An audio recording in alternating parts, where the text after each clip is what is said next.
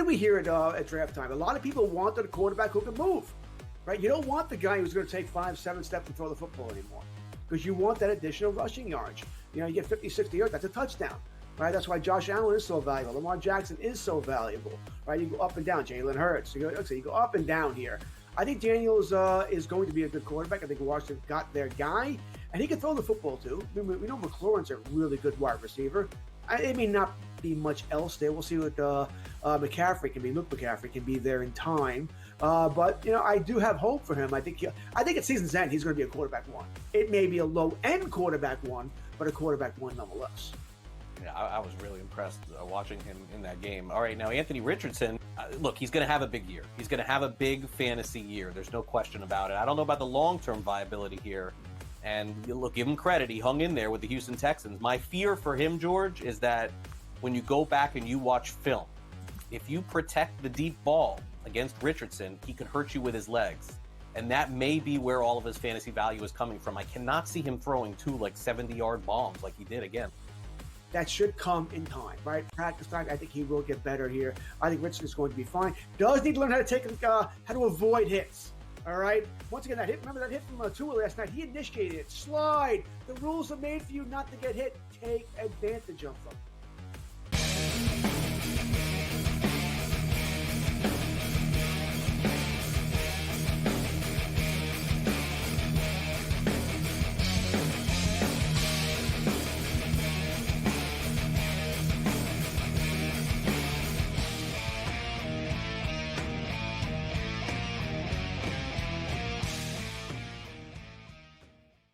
Let's roll. This is Sports Rage. I am Gabriel Morency, the pits, the players, the hustlers, the people, the buzz, and everybody else in between. Let's do this thing. The Twisted Tuesday has begun. We've got a lot of stuff to break down, a lot of stuff to handicap, and a lot of stuff to rage about this evening. We got a full house on the program tonight. Rick Saratella steps up and in.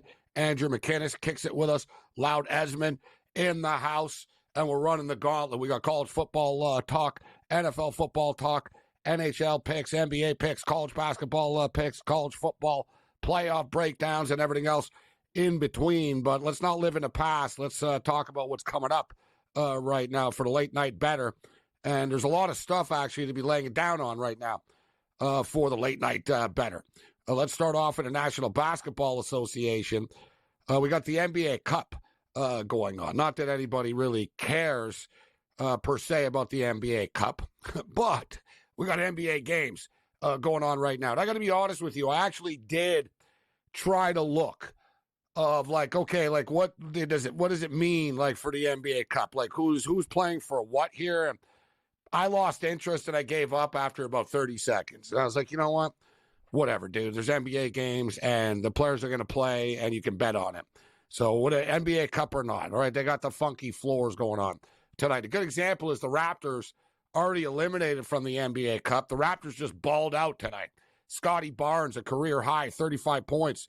Barnes looks great since coming back from one of his numerous injuries over the years. But this guy's ripped right now, laying it down. Raptors are actually a pretty competitive team, and Raptors now 15-7 against the spread, actually. Raptors one of the top teams in the NBA to bet on, as crazy as it sounds. But they're actually winning games outright right now, and they just beat the Pacers tonight. But we got NBA basketball games coming up here. No Draymond Green tonight. So let's start off in a Mile High City. Golden State Warriors and the Denver Nuggets. Nuggets lay 5 points. Nuggets stumbled out of the gate. They're starting to play better basketball right now. I think Denver will win this game, and I think they're probably going to cover the 5 as well. As I stated, Denver stumbled out of the gate, but they're starting to put it together at least a bit. They weren't very good. They're basically a 500 team, but they weren't very good to start the season. One thing is, Jokic has been dominant against the Golden State Warriors. Now you don't have Draymond Green to badger him either tonight. So we played Jokic, and I can't believe the number that I ended up playing on this. I wasn't happy about it, but I told myself, whatever, dude, I'm going to play it. And, so I sort of decided I was going to play it before I saw the number, and I didn't want to back out. It's like trying to, it's like if you want to buy a jacket on the rack, you already decide you're going to buy it. You haven't looked at the price yet, right? 51.5 for Jokic tonight. Points, rebounds, and assists. Nikola Jokic, 51.5. I think he goes over. In his career, he's like 23, 13, and 9. So that's actually a little bit under the number, but that's what he averages in his career against the Warriors. I don't think they're going to stop him here tonight either. So let's look for a big night from Jokic. Little prop play right there. We got the Houston Rockets and the Sacramento Kings. The Rockets are plus 1.5 in this basketball game, and the Rockets, another team has been playing good basketball. Another team that have been money against the spread, and the Sacramento Kings are struggling right now. I like the Houston Rockets in this game. Rockets are getting 1.5 in this spot. Give me the Houston Rockets in this game, and we also have the Clippers. The Clippers and the Blazers are coming up a little bit later on. That game's in 30 minutes or something. I think it's 10:35 or whatever. Listen, man, the Clippers are another team. And the Clippers are one of the NBA teams that we've actually watched quite a bit this year. They're a fun team. Their games are fun. When they get Kawhi Leonard back, I'd say, hey, they're going to be a really good team. But we all know what happens when Kawhi Leonard gets back. He doesn't stay back for very long. So, you can't get too excited. But to me, this point spread is a little high tonight. The LA Clippers, 14-7-1 against the spread on the season. One of the most profitable teams in the NBA. But the Portland Trailblazers, people get lost in this, right? People get lost in this stuff with the NBA. This sort of, Portland are terrible. Portland, who's on the Portland Trailblazers? Well, the Portland Trailblazers are 12-8-1 against the spread on the season. The Blazers are often getting big points, and they don't get blown out in every one of their basketball games. And the Clippers have a tendency to play up or down to the level of the competition. A lot of Clipper games are close. No matter if they're playing a good team, it's close. If they're playing a bad team, it's close, right? The Clippers play a lot of close games. It's not like we're ever going to get rich sitting here betting on the Portland Trailblazers on the road, but as I stated, they are 12-8-1 against the spread so far this year. So for me, I'm going to play the Portland Trailblazers in this game. We'll play the Blazers. Both the Blazers and the Clippers have played to the under. The total is like 220.5. I don't really have a strong feel for it. Like I said, they are both under basketball teams so far this year, but I'm not really feeling that total. In fact, the NBA totals really aren't jumping off the screen at me right now. I'm sort of interested in the over 230 of Houston and Sacramento, but I just bet an over 236 in the Raptors and the Pacers game, and it was a track meet. It got to 233, and I lost. And I wasn't very impressed with the Pacers tapping out. With they were down 7-9. They kind of quit with 43 seconds left. They didn't foul. They turned the ball over. They didn't care. It's is it asking too much to play to the final damn whistle? Even if you're not going to win, right? I mean, the quit factor in the NBA, I hate that at the end of games. Teams, they don't play in the last minute. You know what I mean? Even a team that's losing will stand there and dribble the ball instead of shooting the ball. It's you are losing. It is acceptable. I guess it isn't now. Oh, I can't believe he shot. The game's over. Nobody plays to the final whistle, and you can get burnt sometimes. That's why I like college basketball totals more. College basketball coaches will play to the final whistle more. They'll foul. You see it all the time. Right? A college coach will foul. They're down 12 with a minute left, and he's still fouling. But it's great if you bet the over. We just didn't get that tonight late in this game because the Pacers just tapped out. So Denver and Golden State have begun, and I got to tell you, this NBA Cup floor that they have in Denver might be the worst one yet. This thing is hideous. I got to be honest. The screen's been on, the game's been on in front of me, but I sort of just looked up.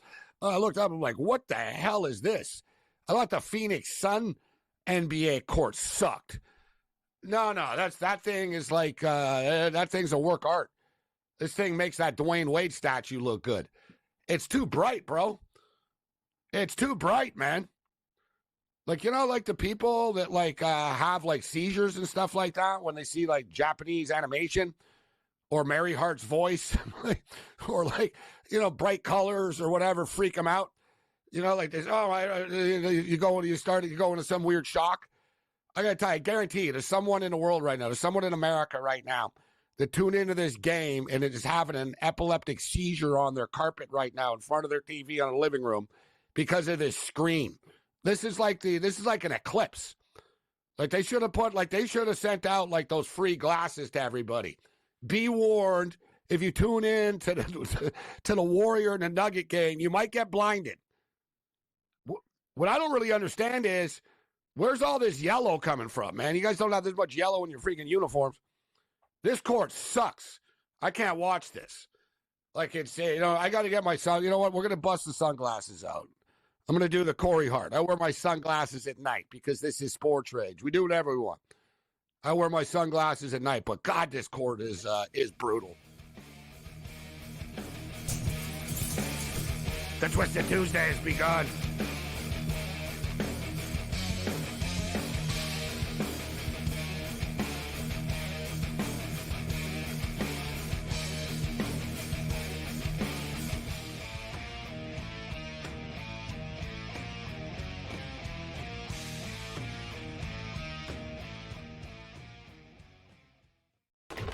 Enter into the magical world of McLuck.com, where even the smallest of spins can win real cash prizes.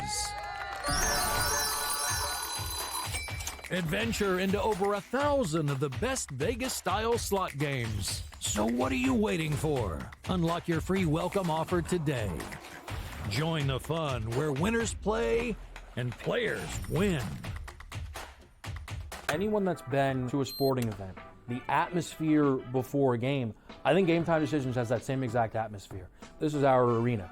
This is what we do. There is going to be an energy to Game Time Decisions that you will feel night in and night out. The excitement you get when you lock your bets in, when you're figuring out what you want to do, we can zone in on the biggest games each night. I want this to be the place that people come to before the games start so they feel as ready as possible to lock in their cards. We are going to hit every single one of those markets that you need to know about. We're going to go through every single thing, and I've got a great team behind me that's going to help me get the job done. There is not going to be a better place, I promise you, than Game Time Decisions to get that new information, react to it, and be able to then bet accordingly. We will have everything at our disposal, and we will use that to our advantage. I'm Kevin Walsh. Tune into Game Time Decisions from 6 to 8 p.m. Eastern on Sports Grid. Your gut says Miami is going to win, and you should take the over. Your gut also said your NFT selfies would only go up in value. They didn't. But your head is on Sports Grid and knows the QB is in concussion protocol. The backup has a 45 QBR against the zone coverage. The New York D has the most sacks in the league. So yeah, trust your head. It's smarter to be on Sports Grid. Right here with you on Pro Football Today on Sports Grid. Odds in motion, trying to see what lines have moved throughout the week. Never felt more comfortable in this set than I do for this year. I am ready. I'm just getting angry. The hot takes are going to be here all long, people. What in the world is going on in Miami, Dom? It's not particularly anything to shy away from just because many people are on top of it. Hot take. I think this line is asking you once again to take New Orleans. Pro Football Today, only on Sports Grid.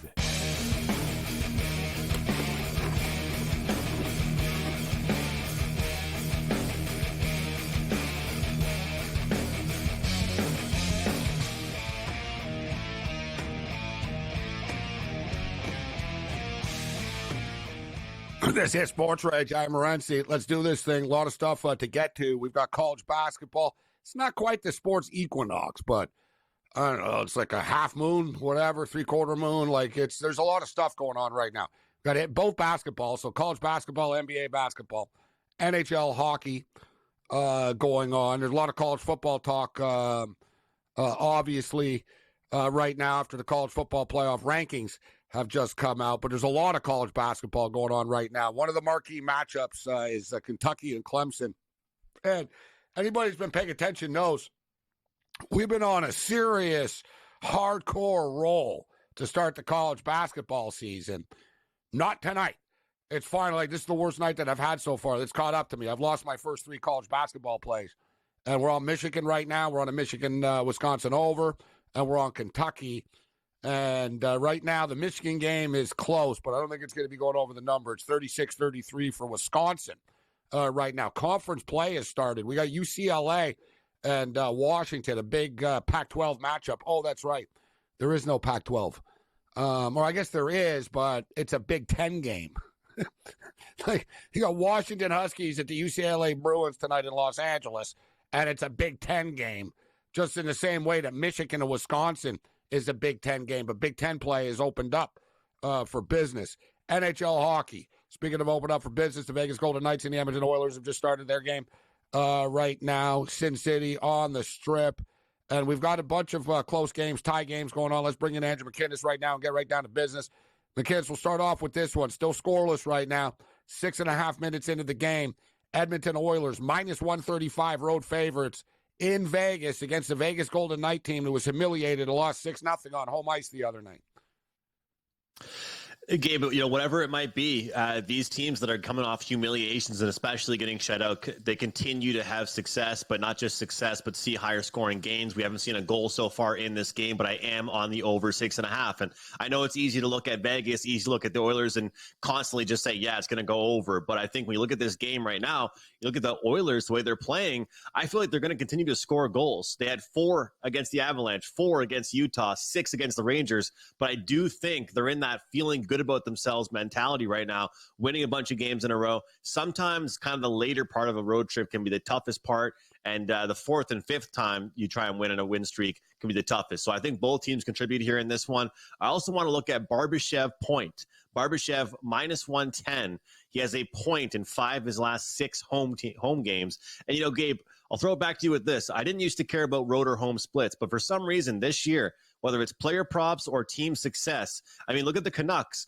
Road games right now for them, even though I don't think it's much about the arena or the fans, you can kind of notice certain teams or certain players just perform better. A big part of my player prop portfolio is figuring out which guys play better at home or on the road. It's a great point. And we're going to get into some NHL trends a little bit later on. And home teams have been dominant, and so favorites this year. But the Canucks have been an anomaly, and it's making up for them for their mediocrity on home ice. But they're just so dumb. I mean, they're 10-2-1 on the road. So it's almost unheard of.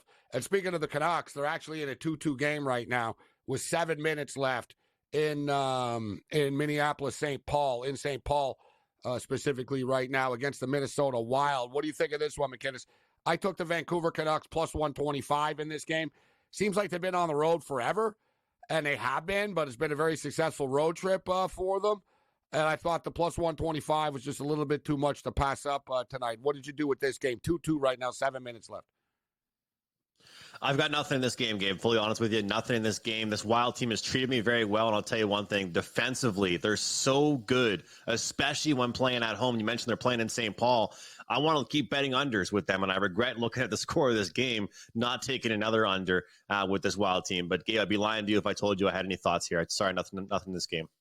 Lankinen has been unbelievable on the road. Listen, the Canucks as a whole, the Canucks are all over them. The shots on goal are 26-24, but in the final moments of this game right now, Vancouver are creating a lot of opportunities. The Canucks have a prolonged homestand coming up starting next week, so it's an opportunity for them to start racking up some points. And the Canucks are starting to play much better hockey after they were a little slow. And I called it too. I've got a good feeling. I got my finger on the pulse of this team for the most part, and I could tell early, McKinnis, early in the season, and I told you, they're cocky, they're arrogant. Right? They think they're better than they are. It was one of those deals.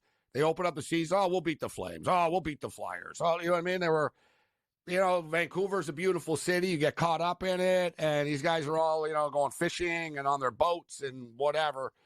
And next thing you know, they're playing NHL hockey, and every team in the NHL brings it. But I like what Talkett said tonight before tonight's game. He just has to remind them every day, McKinnis. And he said, we're not good enough to have 4 or 5 passengers. He goes, we can't have 4 or 5 passengers. We need everybody contributing, otherwise we won't win.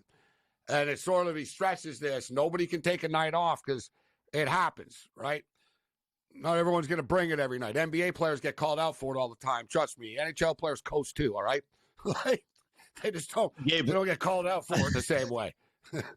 I was talking, doing a show with actually a Nashville Predators reporter, Emma Lingen, and she knows a lot about Kevin Lankinen. And I was talking about the fact that now this Canucks team having the ability to win low-scoring games. And if you kind of go through some of the games that they were winning early on in this season, let's be honest, road or home, Gabe, they had to score 4 or 5 goals, right? Look at some of the games they've been able to pull off. Now, McInnes, you watch hockey every night. The Vancouver Canucks have defensive problems, bro.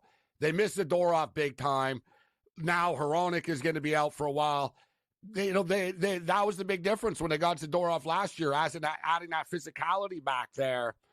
Their defense is a problem. They're going to need to address this to be a real contender. Well, as you know, Gabe, the past few years, I've really become a team totals better. And the biggest reason behind that is to limit the juice, right? So it changes the win percentage that I need in order to have a successful season. And when I look at this Canucks team right now, go ahead and look at the last 5 to 10 wins that they have this season, right? They've scored that magic number of 4 a lot of times, but a good, successful team should be able to win some games without having to score 4 goals. I feel like that's a really big, important factor for them to look at moving forward. It's a high bar. We need to score 4 to win. Evidently, that's not enough for the Buffalo Sabres. Wow, what a meltdown there, huh? Unbelievable. 4-0. 4-0 after the first period, too. So, you know what I mean? It wasn't like, really, you're up 4-0 after 20 and you can't have.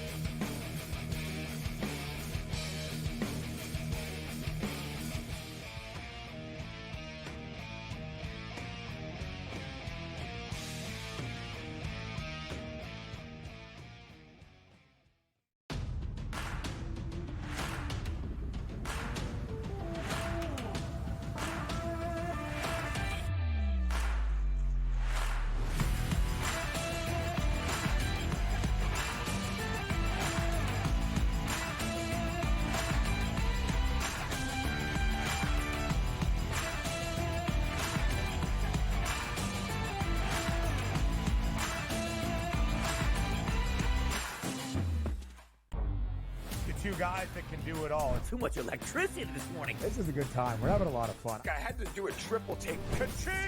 Why? Because of parity. I didn't mean to offend. Yeah, it's not going to happen. Load management is a dirty word. Let him rip. You know what? Circumstances provide the results. What? How do you do this one? Oh, Donnie, you got such a good show there. A network that is booming. The Early Line, only on Sports Grid. The sharpest football contest show in the land, the Las Vegas Football Contest Show, focuses on Circus Sports Million, Circus Survivor, and the Westgate Super Contest, handicapping the games and releasing our contest picks every week of the season. With 2 former Super Contest winners, Brady Cannon and James Salinas, a former NFL player, Mike Pritchard, and over $1 million in contest prize money won combined, the Las Vegas Football Contest Show will have you prepared this season like none other. Fillet Indiana. They would smash them. Honestly. You listen to yourself speak. That's not a reality question. They have not played each other. You are using hypothetical. And they got embarrassed. As so many if teams they would have won that football, yes, that's you're but that's the thing, guys. correct. No. Stop. The only argument is Indiana is a decent football team and a product of their environment. The Early Line, only on Sports Grid.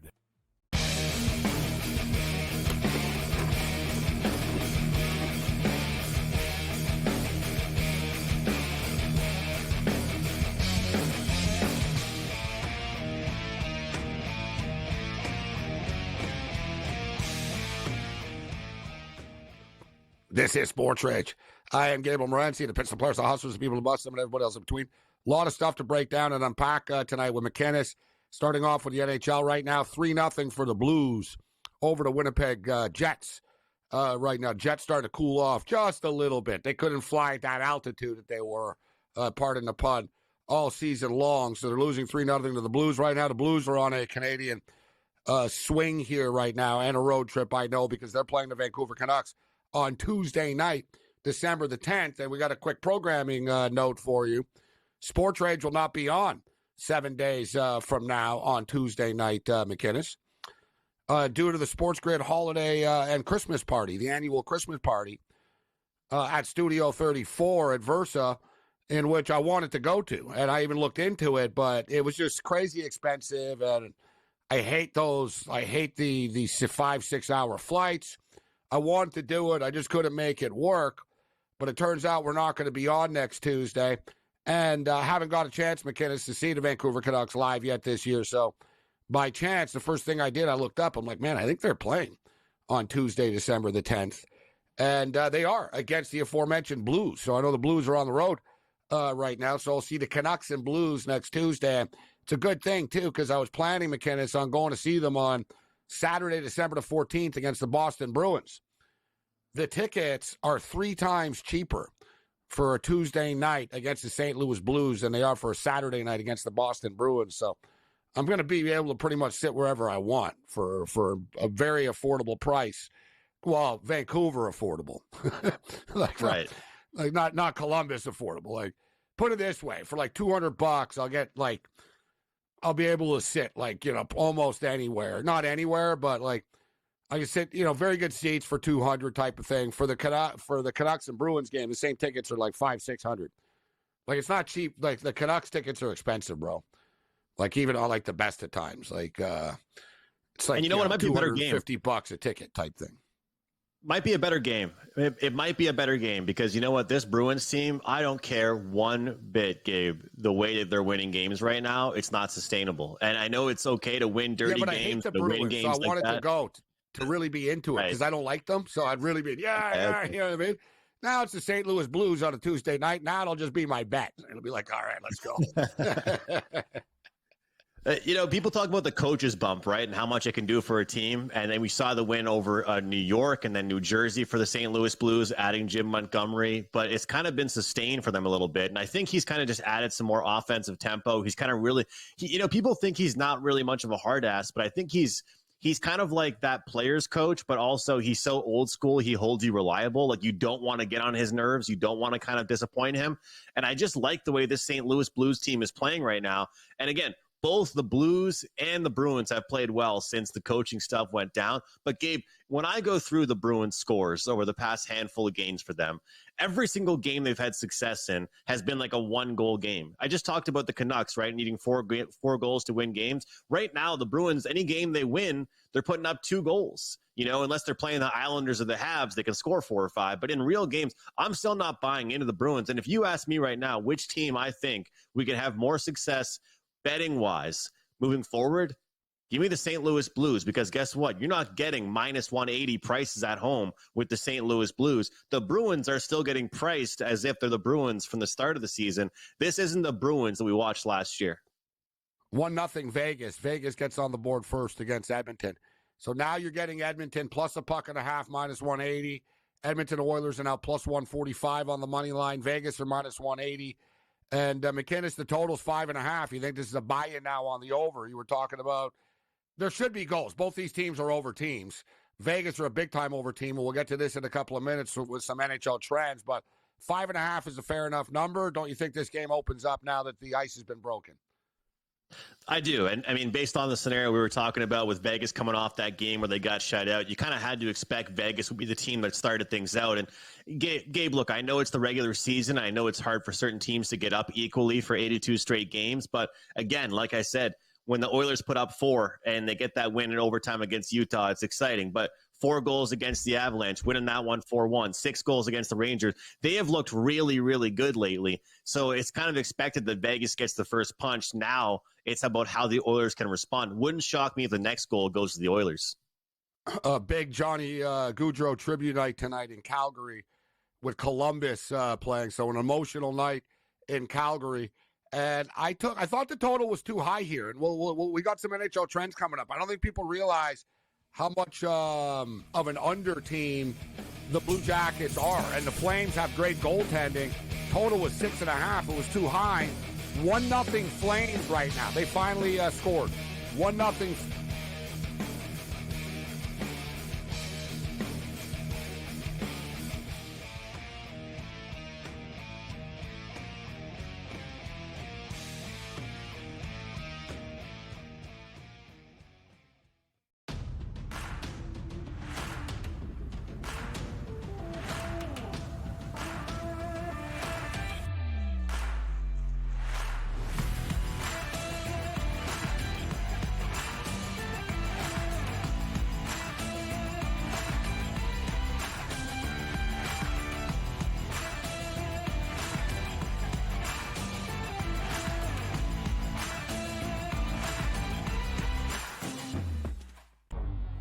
two guys that can do it all. Too much electricity this morning. This is a good time. We're having a lot of fun. I had to do a triple take. Ka-ching!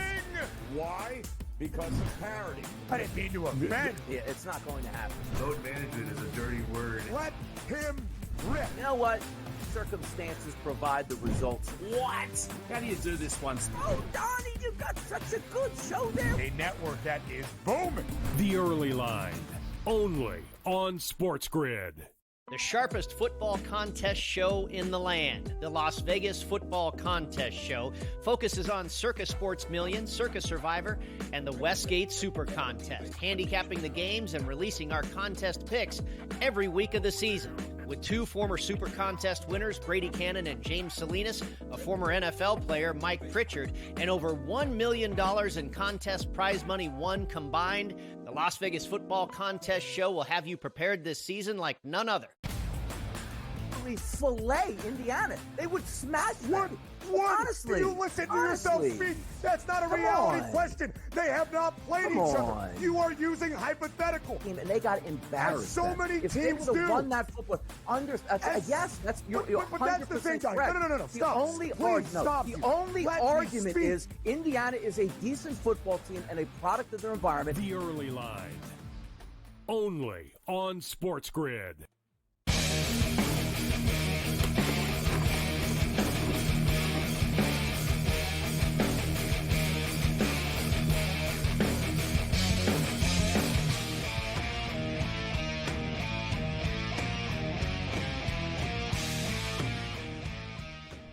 This is Sports Rage. I am Morency. We're talking pucks right now. We're going to get into some football. McKinnis is a Packer fan. We'll get into the Thursday Nighter and more in the second hour of the program. We got all football talk. Rick Saratella stepping up and in NFL draft, NFL QBs, NFL coaches, and Loud Esmond will cap all the conference championship games coming up. Shout out to our boy, Degenerate Dean, right now tuning in on X in our chat. And I was unaware of this, actually, but Connor McDavid has 666 career assists in 666 career games. That's a sign. That's why they lost in the cup. Bad luck. Satan is not helpful to winning a Stanley Cup. I don't like that. Me personally, and it's funny, being a metal fan, too, you figure I wouldn't care. And trust me, some Homicide lyrics are pretty insane, my band. But and I'm a big fan of Number of the Beast, the Iron Maiden record. But I don't like whenever my count is like 66 or 666 and stuff like that. Like if I place a bet and I see it turns into like something 666, I'll change it. I'll just put an extra $1 or whatever just to change it up. I'm not a fan of the 666 stuff, so I guess I am somewhat superstitious. All right, we're going to overtime right now in St. Paul. The Canucks and the Minnesota Wild are tied at 2. But I had some NHL trends here quickly I wanted to get to, and then some team trends. So favorites have been dominant this year, guys, in the NHL. In past years, underdogs have covered a lot and won games a lot. They haven't this year so far. So this is all coming into tonight's play. 59.3% of games played in the NHL so far this year. The betting favorite won the game. Home favorites have won 60.9% of the games played. Road favorites, so even the favorites on the road, have won 57.6% of the time. So there's a big, it's pretty one-sided. Favorites have been getting it done in the NHL this year. As far as totals are concerned, there's really not much to give here. 51.1% of games have gone over the number. But as far as team trends, I thought this would be cool to look at here, McKinnis. Top over teams. And, you bet a lot of first period totals. And, some teams will go on these little mini trends, but I think we're getting to the time of the year right now where some of these numbers are significant enough to pay attention to. The Blue Jackets have been a big-time over team. They're not tonight against the Flames, but they've been a big over team, 16-6 to the over on the season. We talked about the Vegas Golden Knights being an over team. The Vegas Golden Knights, 16-8 to the over on the season. The Panthers, 16-9 to the over. Capitals, 14-9 to the over. Canadians, 14-10 to the over, McKinnis. There's more one-sided trends with the under teams we'll get to in a minute, but these teams have been pretty consistent to the over so far, and I don't know if you've been cashing in, but, I mean, it's hard to bet an under of a Montreal Canadiens game. Yeah, you can say that again. Unfortunately, I put myself through watching every single one of them. So I watched the goals pile in, and it's tough to watch. But, Gabe, the big thing about some of these totals, from the way I look at it, is it takes two to tango, right? And this is the reason why I've gotten into team totals quite a bit, is because typically you need both teams to take part in order to go over the total, right? So look at the Columbus Blue Jackets, right? They were up there at the top of the list. One thing about this Blue Jackets team is under Dean Evason, they just haven't gone down. They might take 20 punches during the fight. They won't go away. So whether or not they start the game with the lead or they're down, 3-1, they will continuously keep that speed going, try and score, which also helps them, but also might lead to turnovers the other way. And you look at the Florida Panthers, a big thing for them. What did they lose in the offseason, Gabe? Still a great team, might go back to the conference finals, might go back to the cup finals. They lost depth pieces and defensemen. So the scoring, in my opinion, is the same for the Panthers this year with that top six, but the depth pieces, the bottom six, that hurts your defense a little bit, and of course also with the defensemen. So looking at this Florida Panthers team, I think that's a big one that we should be looking at here is the over with them, because them ranking at number three with 16-9 for a team that just won the Stanley Cup. I mean, they probably shouldn't be going over that much. And of course, the Golden Knights, the Golden Knights seem to take nights off, man. They're either an unbelievable team or they're just kind of like, I don't know if I want to be here tonight. They and pick so their a lot spots. of their games, You're right. Yeah, the Knights will pick their spots where they're interested. It is true a bit.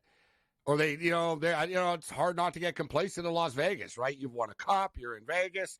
It's a tough thing. You got to stay on top of them. This overtime has been unbelievable in Vancouver and the Wild. It's unbelievable. It's a miracle nobody has scored yet. They both had like crazy chances. Back and forth action right now, halfway through overtime, but it's still tied. All right, so the top under teams, and do any of these teams surprise you a little bit? The top under teams, the Predators, and these are some bigger significant trends. And everybody knows, you rarely see me bet a football under, you rarely see me bet a basketball under. But when it comes to hockey, I slide more to the unders than the overs if I can. I like betting unders more. The Predators, 17-8 to the under on the season. The Ducks have been a big under team, 15-6 to the under. The Blackhawks can't score, 15-7 to the under on the season. Calgary Flames, Wolf has been unbelievable between the pipes for this hockey team, 16-9 to the under, and Utah 14-9 to the under. McKinnis, anything surprise you as far as those numbers are concerned? Gabe, you know what all those teams have in common? I mean, besides the fact that they're in the Western Conference, they're all non-playoff teams. I None of noticed those that too. teams, bad teams, young teams, and all West. It's weird. All Western Conference teams. Unders. I'm going to tell you a team I think that's going to change with is the Calgary Flames. I had them tonight. I like the spot, the revenge spot. They played Columbus just last week. But Dustin Wolf getting Calder Trophy discussion. And for his age, you wouldn't think he's a Calder Trophy nominee, but he played in the AHL, and now he's in the NHL here doing super well. But this team, to get into the analytics a little bit, they rank 12th in the NHL as far as expected goals allowed. This is a team that gives up chances. They rely on both their goaltenders. And they've kind of gotten fortunate, and we're starting to see that slip. This Flames team has gone through a losing streak, so I kind of expect to see more overs involving them. And the Anaheim Ducks, they're turning things around. But look at the Blackhawks, man. If Bedard's having a tough year, it means the Hawks are having a tough year. And at this point, I would keep looking at betting unders for that team moving forward, because right now it's get a good game from your goaltender and win low scoring, or they lose. Yeah, you're right. 2-2, 30 seconds left, and it's insane. And here are the Canucks. They have a 2-0 right now. They hit the post with 30 seconds left on a 2-0. I got to toss it on. You're making me have to look at it, Gabe. I have to toss it on. Oh, my God, no! Minnesota just won after the Vancouver had a 2-0, hit the post, puck goes down the other end, and it was a 2-on-1 for Minnesota. Minnesota finished it off with like 17 seconds left in overtime. Gut-wrenching. You know what, though? I'm not a fan of the rules and all this, how they do this stuff, but that was entertaining. I mean, it literally was like one breakaway after another on both ends. Spectacular net minding at both ends. Can't blame them. Besser. As a bettor, I don't like OT. As a fan, I like it. As a bettor, I don't like it. Yeah, I always lose, too, for whatever reason, in shootouts and overtime. Bro, they had a 2-on-0, and like I said, Besser hit the goalpost. And then they had a 2-on-1, and then they scored. Like, seriously, like 5 seconds later, end-to-end, boom, boom, boom. Crazy ending. Minnesota wins the hockey game. Minnesota wins. Did you ever think your whole time talking hockey, all these years, that there'd be 3-on-3 hockey where a guy would enter the offensive zone, not see anything he likes, and be able to circle back all the way back into his own end? To me, that's not hockey. That is not hockey. No, you're right. I like the rules over there in Europe where they can't go back. Give me a backcourt rule or back over back like NBA. I want to see once that. You go forward. Yeah. But you know what? I've said it before. 3-on-3, it's not basketball. It doesn't work in hockey. Like, people think, 3-on-3 is all cool. No, man. They set up these little triangles, and nobody ever really pushes it. And you only have, if you have 4 guys at least, there's multiple players that can tee it up and shoot the puck that you can pass it to. You see the All-Star game, stupid. No one even knows what to do, McKinnis. They're all skating around in circles.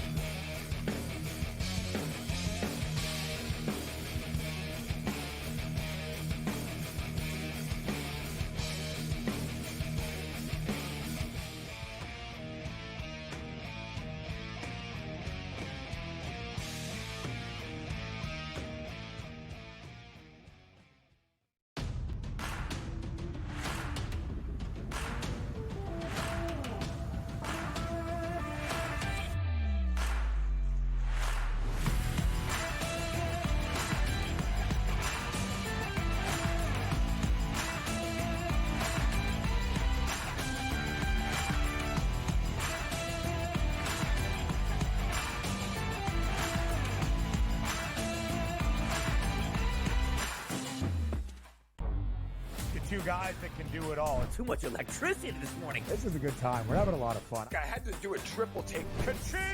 Why? Because of parity. I didn't mean to offend. Yeah, it's not going to happen. Load management is a dirty word. Let him rip. You know what? Circumstances provide the results. What? How do you do this one? Oh, Donnie, you've got such a good show there. A network that is booming. The Early Line, only on Sports Grid. The sharpest football contest show in the land, the Las Vegas Football Contest Show, focuses on Circa Sports Million, Circa Survivor, and the Westgate Super Contest, handicapping the games and releasing our contest picks every week of the season. With 2 former Super Contest winners, Brady Cannon and James Salinas, a former NFL player, Mike Pritchard, and over $1 million in contest prize money won combined, the Las Vegas Football Contest Show will have you prepared this season like none other. Fillet Indiana. They would smash them. Honestly. You listen to yourself speak. That's not a reality question. They have not played each other. You are using hypothetical. And they got embarrassed. As so many if teams they would have won that football, yes, that's you're but that's the thing, guys. No. Stop. The only argument is Indiana is a decent football team and a product of their environment. The Early Line, only on Sports Grid.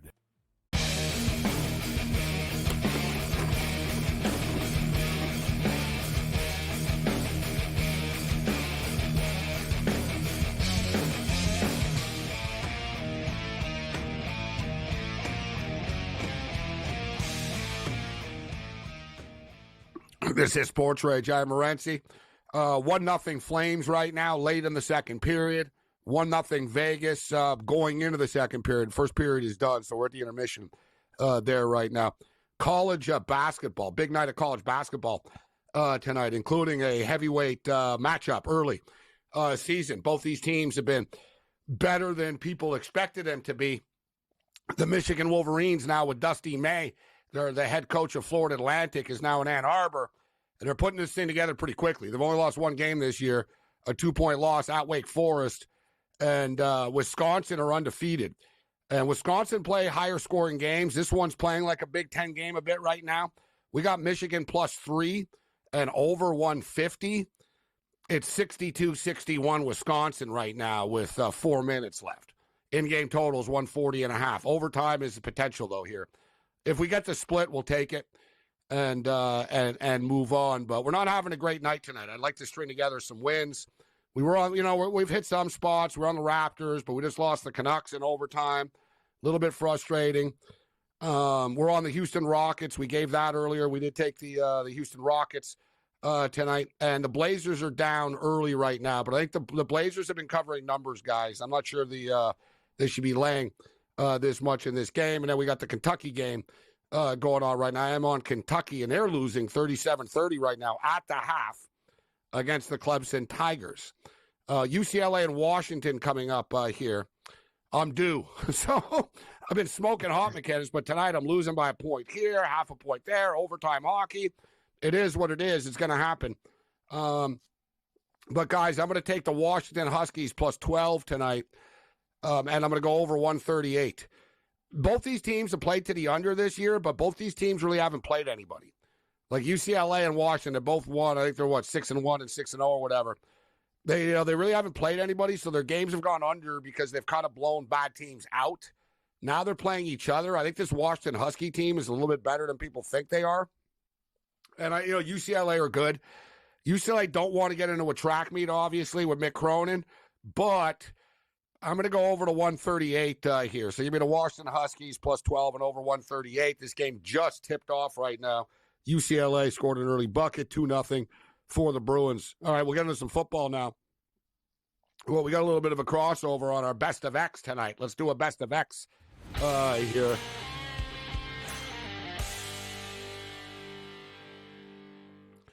All right, this one actually made me laugh out loud for funny. People do LOL, but I was, I scroll through Twitter and try to come up with the funniest stuff for you guys, and I laughed out loud. Look at this one, McKinnis. Brock Bowers looks like a 46-year-old NHL vet who came out of retirement to chase a Stanley Cup. Dude, Brock Bowers, McKinnis, is a rookie. This guy's a rookie in the National Football League. He's a rookie. He looks like a goalie to me. I laughed out loud. To me, he looks like a Russian goalie. Like, put it back up. He looks Russian. Like, to me, it looks like he's hey, Vladimir, how'd you play tonight? Well, I tried to do well tonight. We had difficulty on power play, but we do our best. Does he look like he looks like a hockey player? Doesn't this look like a clip that we spoke to the St. Louis Blues goalie after the game tonight, and look at his hair, McKinnis. Hey, listen, I got the Telly Savalas Kojak look going here, so I'm not one to call out people's hair, but as a bald man, I'm telling you right now, Brock, just shave it off, bro, because you got some strands hanging on here. Shave off the hair, let it go, because you do look like a 46-year-old grizzled NHL vet. For a rookie, he looks old. Yeah, that guy's got to get a buzz cut tomorrow. Get rid of that hair. It's not working. Get a buzz cut. It'll be a lot better of a look. I love those tweets, Gabe, and I love what you said there. You were scrolling, looking at your phone, and you actually laughed out loud. When you look at that, it's an accurate description. It's not some joke. It's pretty accurate. He looks like a hockey player that just played a hard-fought triple overtime game, playoffs. He's about to hit the hot tub. They lost. He's all sad. He's looking up his helmet off. Tough loss. Just look at his hair. Come on, man. This guy is a rookie in the National Football League. Like someone on the Raiders just pull him aside and say, bro, and you know what? He's going to look like a psycho ball, too. And hey, listen, this guy can ball. Brock Bowers is an amazing football player. It's too bad he's on the Raiders, but you know what? Wait until they have Shedeur Sanders next year on this team. And Shedeur Sanders is throwing Brock Bowers passes, and that really could happen, guys. The thing with Shedeur Sanders is, him and Dion are going to kind of call their shots if they don't like the situation. And they want to play in Las Vegas. He wants to be a Raider. So this is just sort of, you know what I mean? And the way it's working out, the Raiders would have the second pick in the NFL draft. Shedeur Sanders, guys, really legitimately could be a Las Vegas Raider, which would be a lot of fun. All right, so speaking of fun, Thursday Night Football, your Green Bay Packers take on the Detroit Lions in Detroit.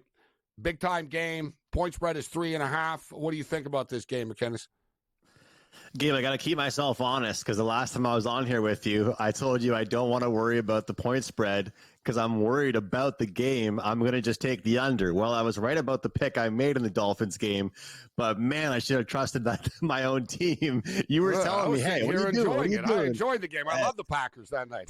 Yeah, I know. At least I won my under, but just barely. But, in this game, forget the points. Give me the Packers on the money line. I like this. Whoa. This team has been working their way through a last couple of weeks where they've just been playing proper football, mistake-free football. And I know Jordan Love hasn't had his best year by any means, but it seems like they find a way to get the job done, and he's kind of righting the ship. And I also like the play calling recently. They're keeping things very simple. They're getting the ball into playmakers' hands and letting them do damage. I'm not saying they can't pass the long ball, but they're being very careful, very safe, and very precise with the plays they run. And I think that Josh Jacobs is not getting the love he deserves. The season he's having right now, where the Packers rank in rushing yards per game, can really do a big part of this matchup here against the Lions. And look, Gabe, people listening right now at home are probably thinking this guy's crazy for wanting to bet against the Lions. Who wants to bet against the Lions right now? And I completely get that. But based on the last matchup I saw between these teams, based on everything I've seen the past few weeks for the Packers building up to this game, short week, I don't want to worry about getting a couple points here. Give me the money line for the Packers. I think it's a good spot to catch the Lions off guard and get the job done. Yeah, I think that, listen, the Lions' schedule gets a lot tougher right now from here on out. And I do think the Lions have some losses coming. Is it this Thursday? The Lions play the Packers on Thursday and the Buffalo Bills the following Sunday.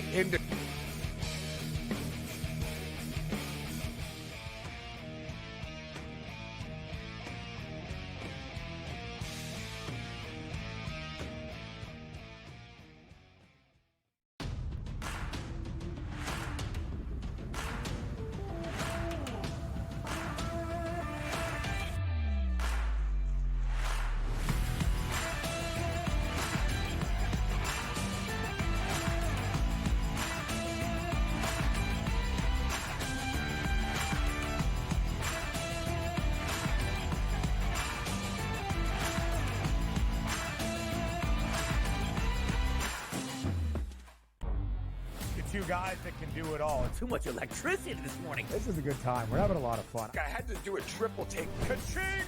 Why? Because of parity. I didn't mean to offend. Yeah, it's not going to happen. Load management is a dirty word. Let him rip. You know what? Circumstances provide the results. What? How do you do this once? Oh, Donnie, you've got such a good show there. A network that is booming. The Early Line, only on Sports Grid.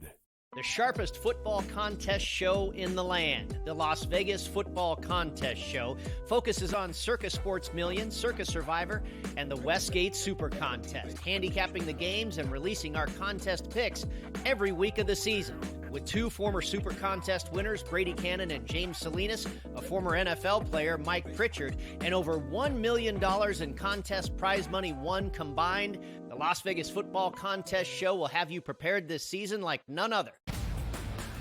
Fillet Indiana. They would smash them. What? Honestly. Do you listen to yourself speak? That's not a reality question. They have not played each other. You are using hypothetical. And they got embarrassed. As so many if teams they do. Won that football. Yes, that's you're but that's the thing, guys. No. Stop. The only argument is Indiana is a decent football team and a product of their environment. The Early Line, only on Sports Grid.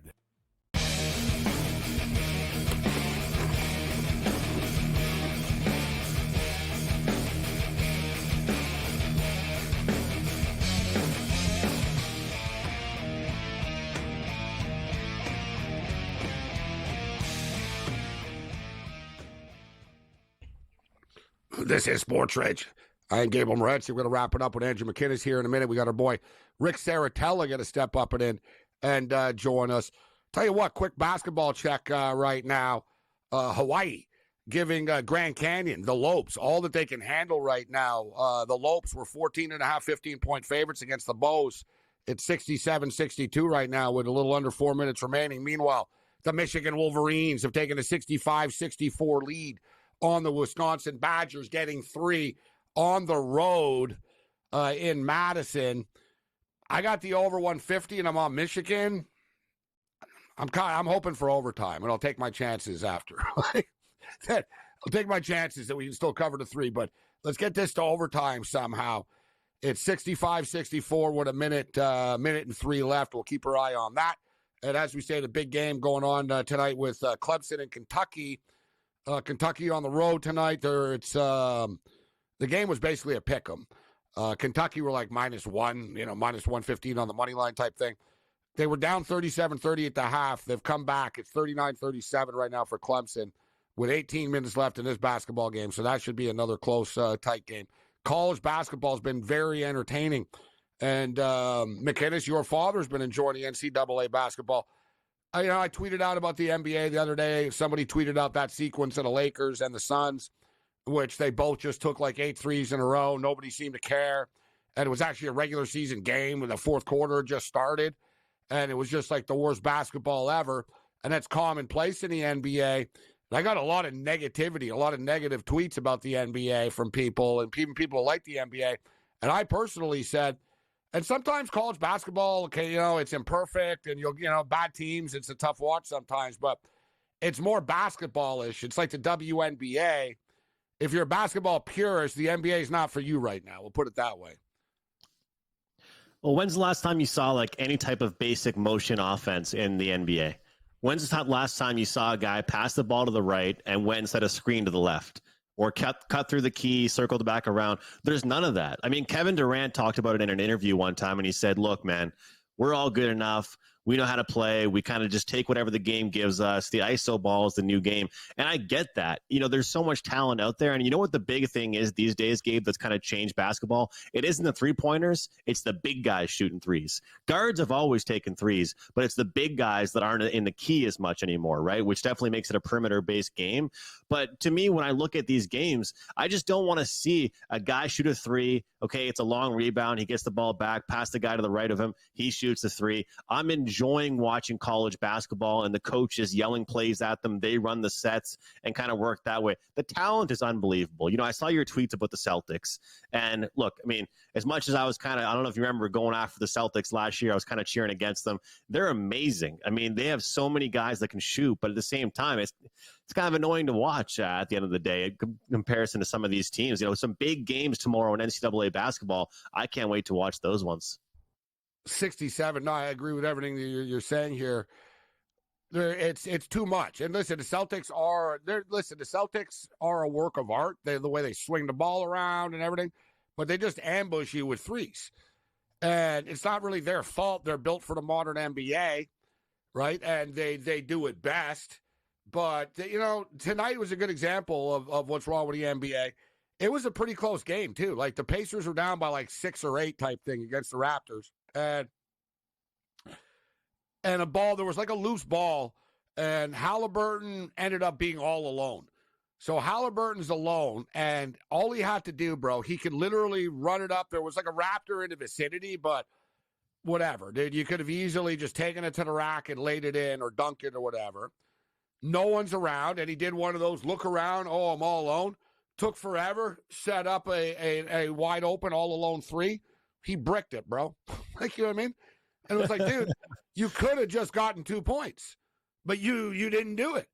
Imagine in hockey, McInnes, if a player was in the slot and the puck was right in front of the net, and instead he passed it back to the point instead of putting it in the net. They'd be like, what the hell's wrong with you? What, you got a problem? You're not playing anymore. What are you doing? The NBA, though, somehow thinks it's smart. Oh, well, the analytics says, no, your analytics sucks. And what are the first 4 letters of analytics? Figure it out. Right? Because that's what it is. We'll get to that a little bit later on with baseball. But I agree with you. Hey, women's college basketball is fun, too. It's very fundamental-ish. They hit free throws. I found the WNBA to be entertaining. Some NBA games are all right, but as a whole, the sport's got big problems, and it sucks. They've got to figure things out. McInnes, always good, my man. Thanks, Gabe. Go Pack, go.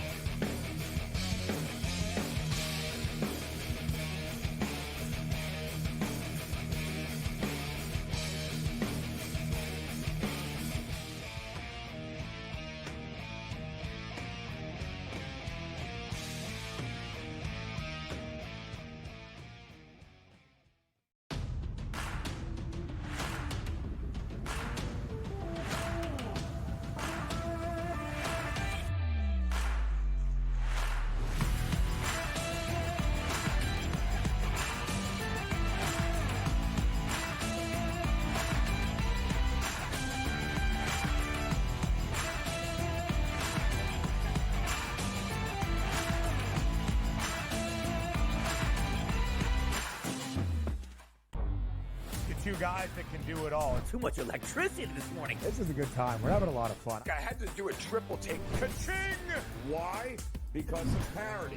I didn't mean to offend. Yeah, it's not going to happen. Load management is a dirty word. Let him rip. You know what? Circumstances provide the results. What? How do you do this one? Oh, Donnie, you got such a good show there. A network that is booming. The Early Line, only on Sports Grid. The sharpest football contest show in the land, the Las Vegas Football Contest Show, focuses on Circa Sports Million, Circa Survivor, and the Westgate Super Contest, handicapping the games and releasing our contest picks every week of the season. With two former Super Contest winners, Brady Cannon and James Salinas, a former NFL player, Mike Pritchard, and over $1 million in contest prize money won combined, the Las Vegas Football Contest Show will have you prepared this season like none other. Fillet Indiana. They would smash them. What? Honestly. Do you listen to yourself speak? That's not a reality question. They have not played each other. You are using hypothetical. And they got embarrassed. As so many if teams they do. Run that football. Yes, that's you're but that's the thing, Johnny. No. Stop. The only argument is Indiana is a decent football team and a product of their environment. The Early Line, only on Sports Grid.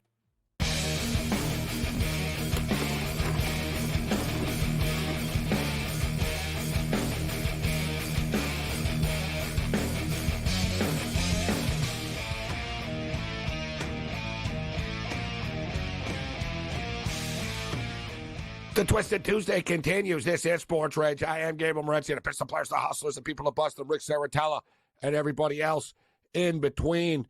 Lot of stuff to break down. Let's do it. AllAccessFootball.com. Style Scout with the Edmonton Elks, the founder of the NFL Draft Bible. Rick, always a pleasure, my man. Thanks for joining us. A lot of stuff to get to tonight. Oh, baby. Buckled up, double chin strap affair. Let's get to it, Gabriel. So I was on the air live during the Buffalo Bills, San Francisco 49er football game, and the Buffalo Bills obviously rolled the 49ers, and Josh Allen and Amari Cooper were part of one of the craziest plays you're ever going to see. Watching an NFL football game and watching it live, Rick, we really didn't know what it meant statistically, right? We knew that Josh Allen scored the touchdown. It was hey, Josh Allen's touchdown score prop just hit, but it was hard to wrap our heads around everything from the box score and statistically wise.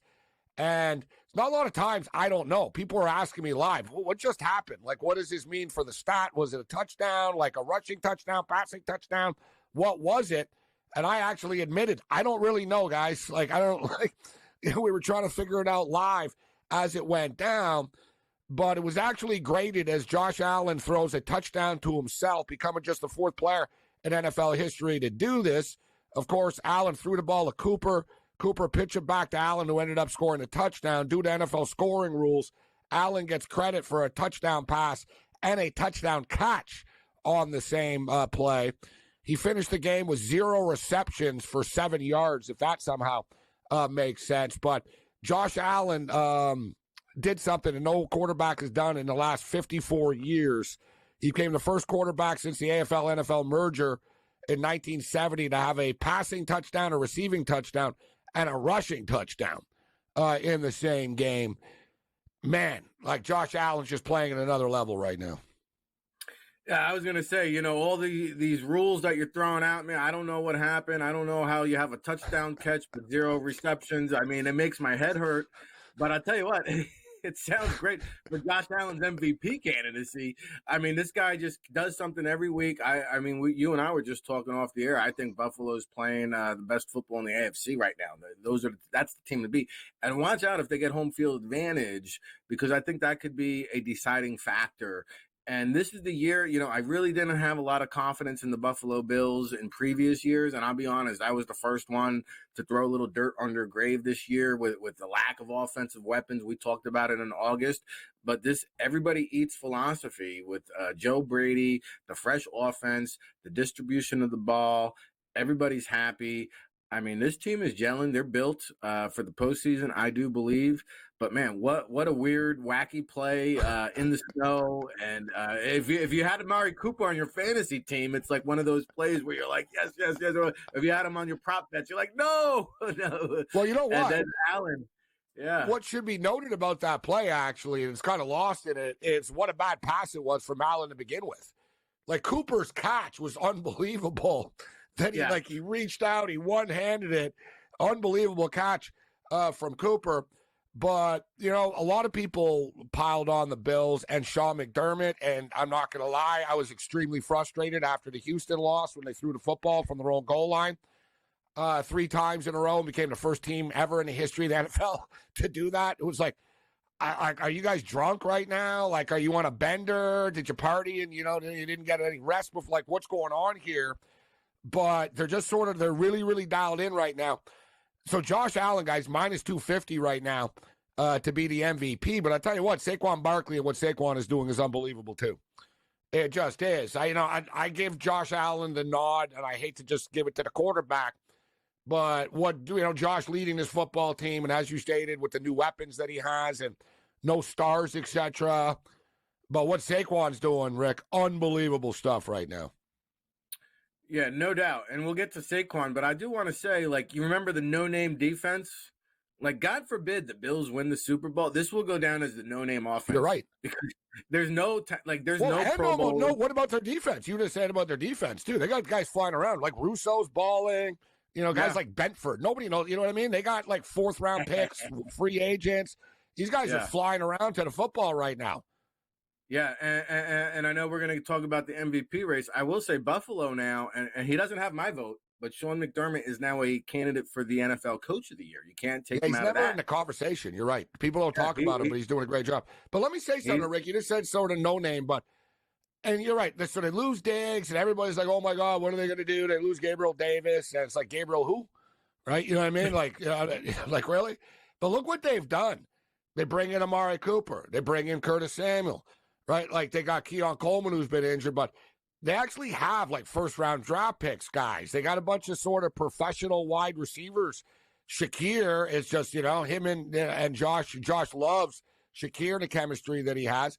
We saw with Dalton Kincaid out, Dawson Knox showed, hey, guys, I can still play football. Dawson Knox looking good. Just coming together on both sides of the football for the Bills right now. Yeah, and I'll tell you what, when Kincaid is healthy, him and Knox with that 12 personnel, that's pretty dangerous there. And the backfield, you got to account for Josh Allen, so you got that kind of dual threat capability, man. And how about James Cook, bro? He's and Ray Davis. Every time he touches the ball, you and I have talked about Davis before. He doesn't touch it a lot, but he runs downhill and angry, bro. This guy. Well, I remember as a true freshman, he started at Temple right down the road here, so it doesn't surprise me. He's had a lot of trials and tribulations, and, we were talking about it again right before we jumped on the air. Bills, Lions, I mean, what happens, what transpires in that game could go a long ways in terms of dictating the MVP race. If Josh Allen goes off in that game, well, Saquon Barkley is going to have to elevate his game down the stretch here, and it's very possible that he will carry the Eagles into the postseason and possibly the number 1 seed. We shall see. Hey, as it is right now, I feel it's going to Buffalo Bills versus the Philadelphia Eagles, if I had to say. And I respect the Lions, but I kind of get the feeling that injury is going to catch up to them a bit at some point. Their schedule gets a little trickier. And as Rick stated, and I do agree, I think in past times, I've been like, home field isn't everything. But I sort of get the feeling if you're the Bills, it is. You don't want to be going in Arrowhead. You know what I mean? You just point blank. Play 2 games. Get one of them out of the way. Get the bye somehow. Chiefs have a tough schedule coming up. Play 2 games to get to the Super Bowl. That's the formula, guys. Yeah, there's been a couple of wild cards along the way, but the formula to get to the Super Bowl is to get home field advantage. And listen, Saquon right now, he's on pace. He could actually pass Eric Dickerson potentially. That's my whole thing. It's almost like it's a shame what happens to running backs because Saquon could do something that he could break an all-time record in the National Football League and not win the MVP. And Ashton Genty, Ashton Genty's put up like Barry Sanders type of numbers, and the poor kid's probably not going to win the Heisman.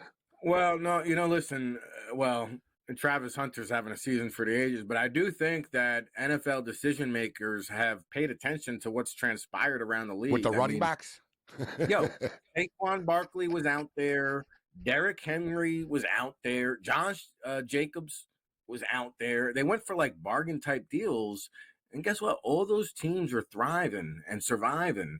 And I'll tell you what, you mentioned and the teams Bills. they left all suck. Like the Raiders were better with Jacobs, weren't they?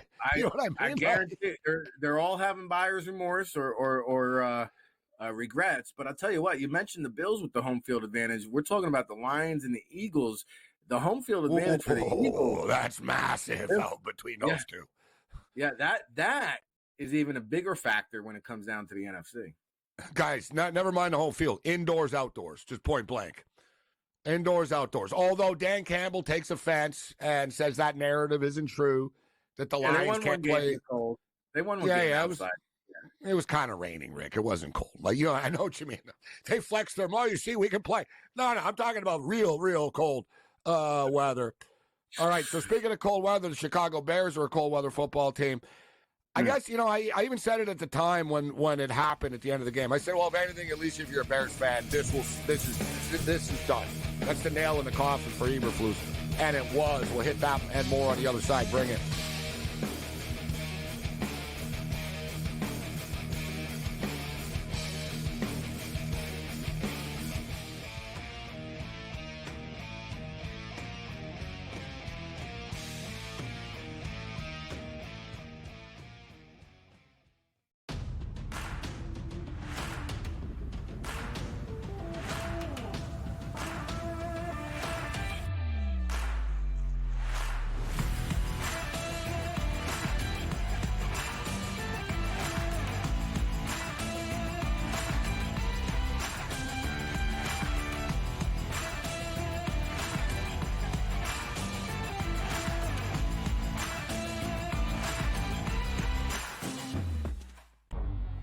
Two guys that can do it all. Too much electricity this morning. This is a good time. We're having a lot of fun. I had to do a triple take. Ka-ching! Why? Because of parity. I didn't mean to offend. Yeah, it's not going to happen. Load management is a dirty word. Let him rip. You know what? Circumstances provide the results. What? How do you do this one? Oh, Donnie, you got such a good show there. A network that is booming. The Early Line, only on Sports Grid. The sharpest football contest show in the land, the Las Vegas Football Contest Show, focuses on Circa Sports Million, Circa Survivor, and the Westgate Super Contest, handicapping the games and releasing our contest picks every week of the season. With two former Super Contest winners, Brady Cannon and James Salinas, a former NFL player, Mike Pritchard, and over $1 million in contest prize money won combined, the Las Vegas Football Contest Show will have you prepared this season like none other. Fillet Indiana. They would smash them. What? Honestly. You listen to yourself speak. That's not a reality question. They have not played each other. You are using hypothetical. And they got embarrassed. So many if teams they would have do. won that football, yes, that's you're but that's the thing, guys. correct. No. Stop. The only argument is Indiana is a decent football team and a product of their environment. The Early Line, only on Sports Grid.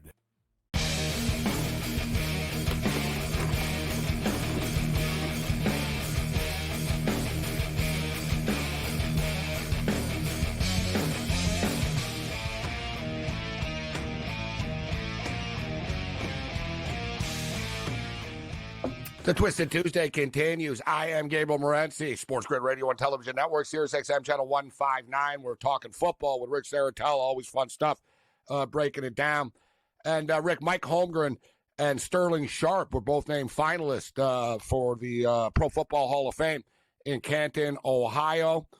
Mike Holmgren, obviously legendary coach, general manager after, won Super Bowls, been to Super Bowls before. I think he is a worthy coaching candidate for the Hall of Fame. And a lot of younger people, or like current fans, and not, you know what I'm saying, will know Shannon Sharp, but not everybody knows everything about everything. And Sterling Sharp existed before Shannon Sharp, guys.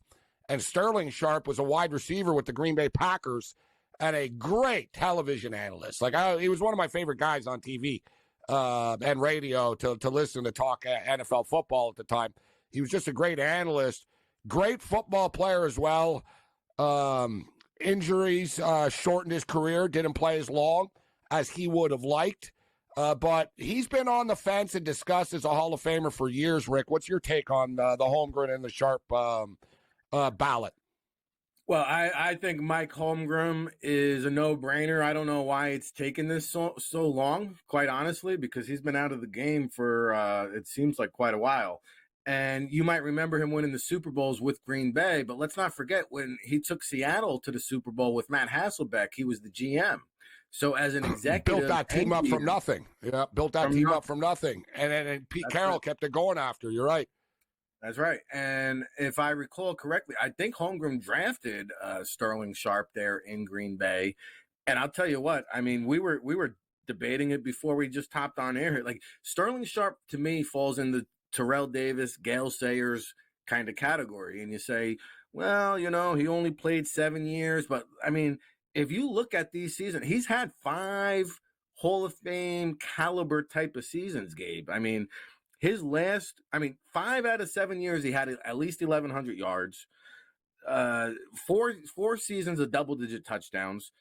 The year he got that neck injury, the year he got hurt, he had a league-leading 18 touchdowns coming off back-to-back 100-yard reception seasons, and he's led the league in receiving. I mean, 1,000 yards was a lot harder to come by. This guy did it like it was nothing. I'll tell you what, if he had like a 2 or 3 more longer career, it would be a lock. He's right on the fence for me. I don't think he did it long enough, but in terms of just the like Don Mattingly was great for a short period of time. He just didn't have the longevity, and that's I would say Sterling Sharp is the equivalent to Don Mattingly when it comes to the Pro Football Hall of Fame. Rick Saratella kicking with us. Rick, another wide receiver that I don't see how he wouldn't be first ballot, actually, to be honest. Because somebody, when Mike Evans made a touchdown catch, scored the first touchdown of the game on Sunday, just like crazy, like over his head, sort of one hand, like a baseball catch, like he looked like a shortstop or something. And the amount of years that Mike Evans has been doing this, I mean, this guy was catching passes from Johnny Manziel in college, guys, right? So, and look where Johnny look what everything that's happened since then. Super consistent and with different quarterbacks over the years. Yeah, you had Tom Brady, but there's also been a lot of, you know what I mean? You had Jameis Winston, you had Tom Brady, he's had Baker Mayfield, Kyle Trask played games. Like, you know what I'm saying? And never complained. Like, a lot of people thought, he's going to want out. No, he re-upped. Him and Godwin, no, we're happy here. We won a Super Bowl here. And they even said, we believe in Baker Mayfield. When he came in, we're fine. All he does is produce this guy. And honestly, I don't like throwing around this loosely, but Mike Evans, one of the greatest wide receivers ever to play the game, bro. I mean, I grew up in the Stallworth era, you know what I mean, into that, you know what I mean, from the 70s into the 80s, and Jerry Rice, and as the, Tim Brown, and these, the gold standards of these wide receivers. But Mike Evans is as good as those guys, Randy Moss, etc. Mike Evans, look at his numbers, look at his production.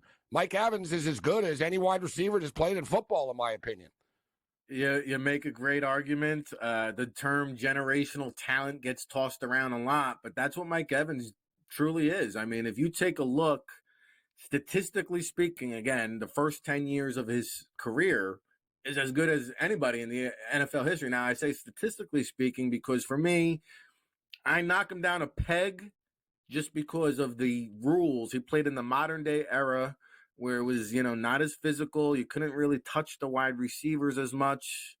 Well, it's like 300's the new 400, right? Remember, it used to be a big deal. Listen, you threw for 300 yards. Now it's like, whatever, dude. Everybody throws for 299, yeah. I don't know if he's on my Mount Rushmore, Gabe, but I can't deny. But when you look at the resume, he checks off all the boxes where how does he not make it on the first ballot? Like, he's a first ballot. Yeah. When he's standing in the room, you know what I mean? The Hall of Fame, there's different, like they always say, there's different levels to it in room. There's different rooms to it. Yeah, when he's standing there with a drink in his hand next to Jerry Rice and Randy Moss and these guys, he's not out of place. You know what I mean? No, like, oh, what are you doing here? It's like, yeah, there's Mike Evans. You know what I'm saying? And I think because he played on just a garbage team for so long, you kind of forget the back nine of his career is when he had his best quarterbacks with Brady and Mayfield. And he's still doing it now. He's still doing it now. Think of all the wide receivers, guys, in the last 10 years have had these blips. Like, oh, my God, look at this guy. We don't even remember them now. They don't last, right? A couple of years, and then they're gone, and there's someone new. And he's, he fights through injuries. Like I said, just a consummate pro. And I'll admit, I always admit when I'm wrong. At first, I remember at Texas A&M, I was like, you know what? He only really catches bombs, the 50-50 ball. Yeah, and it was like my criticism, and it was a stupid one. I remember earlier in his career, I was like, he's good in the red zone. He scores touchdowns, but he's not that, he only has a couple of catches a game, but he'll get you the touchdown. But over the years, bro, I can't deny it's just added up. Like, just the awesome stuff. The Bucs are a fun team to play. And in fact, we only got about 30 seconds before the break here, but I watched that game against the Panthers, and I'm to the point now where I'm not drafting a quarterback. I'm in on Bryce Young if I'm the Panthers, bro. The kid's taking the steps, Rick. You can see it. It'd be insane to give up on him now. He's taking the steps, and their offensive line is terrible. Like, terrible. Like, I don't watch a lot of Panthers games from, start to finish, but I had money on them. So I literally watch every play of the game. This kid's running for his life, like on every snap, and he's out there dodging, making plays and stuff. Give this kid some talent. He'll make some plays. We'll wrap up with Rick on the other side.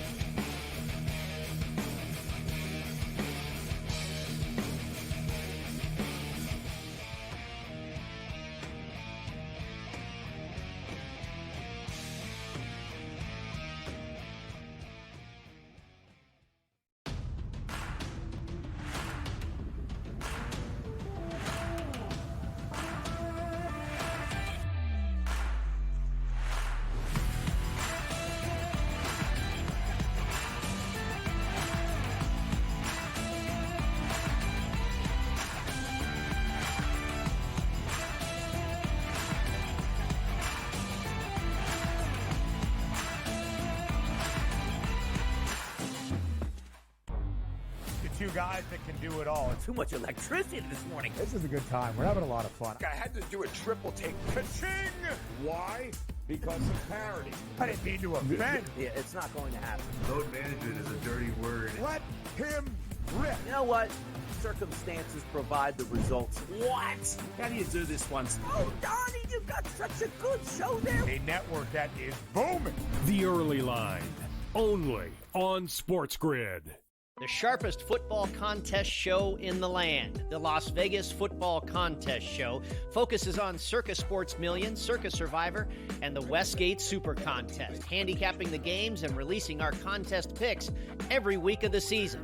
With two former Super Contest winners, Brady Cannon and James Salinas, a former NFL player, Mike Pritchard, and over $1 million in contest prize money won combined, the Las Vegas Football Contest Show will have you prepared this season like none other. Filet Indiana. They would smash them. What? Honestly. Do you listen to yourself speak? That's not a reality question. They have not played each other. You are using hypothetical. And they got embarrassed. As so many if teams they would have do. won that football, yes, that's you're but that's the thing, correct. No. Stop. The only argument is Indiana is a decent football team and a product of their environment. The Early Line, only on Sports Grid.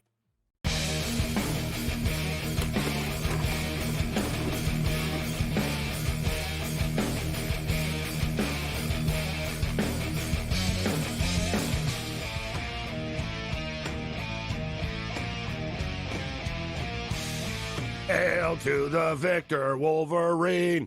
All right, we don't have a lot of time here, so we'll get down to business. And, hey, I wasn't even really going to bring it up, besides the fact that Rick Saratella's got an NFL mock draft, and my boy Mason Graham, who I've been talking about for a couple of years, probably the least talked about player in college football.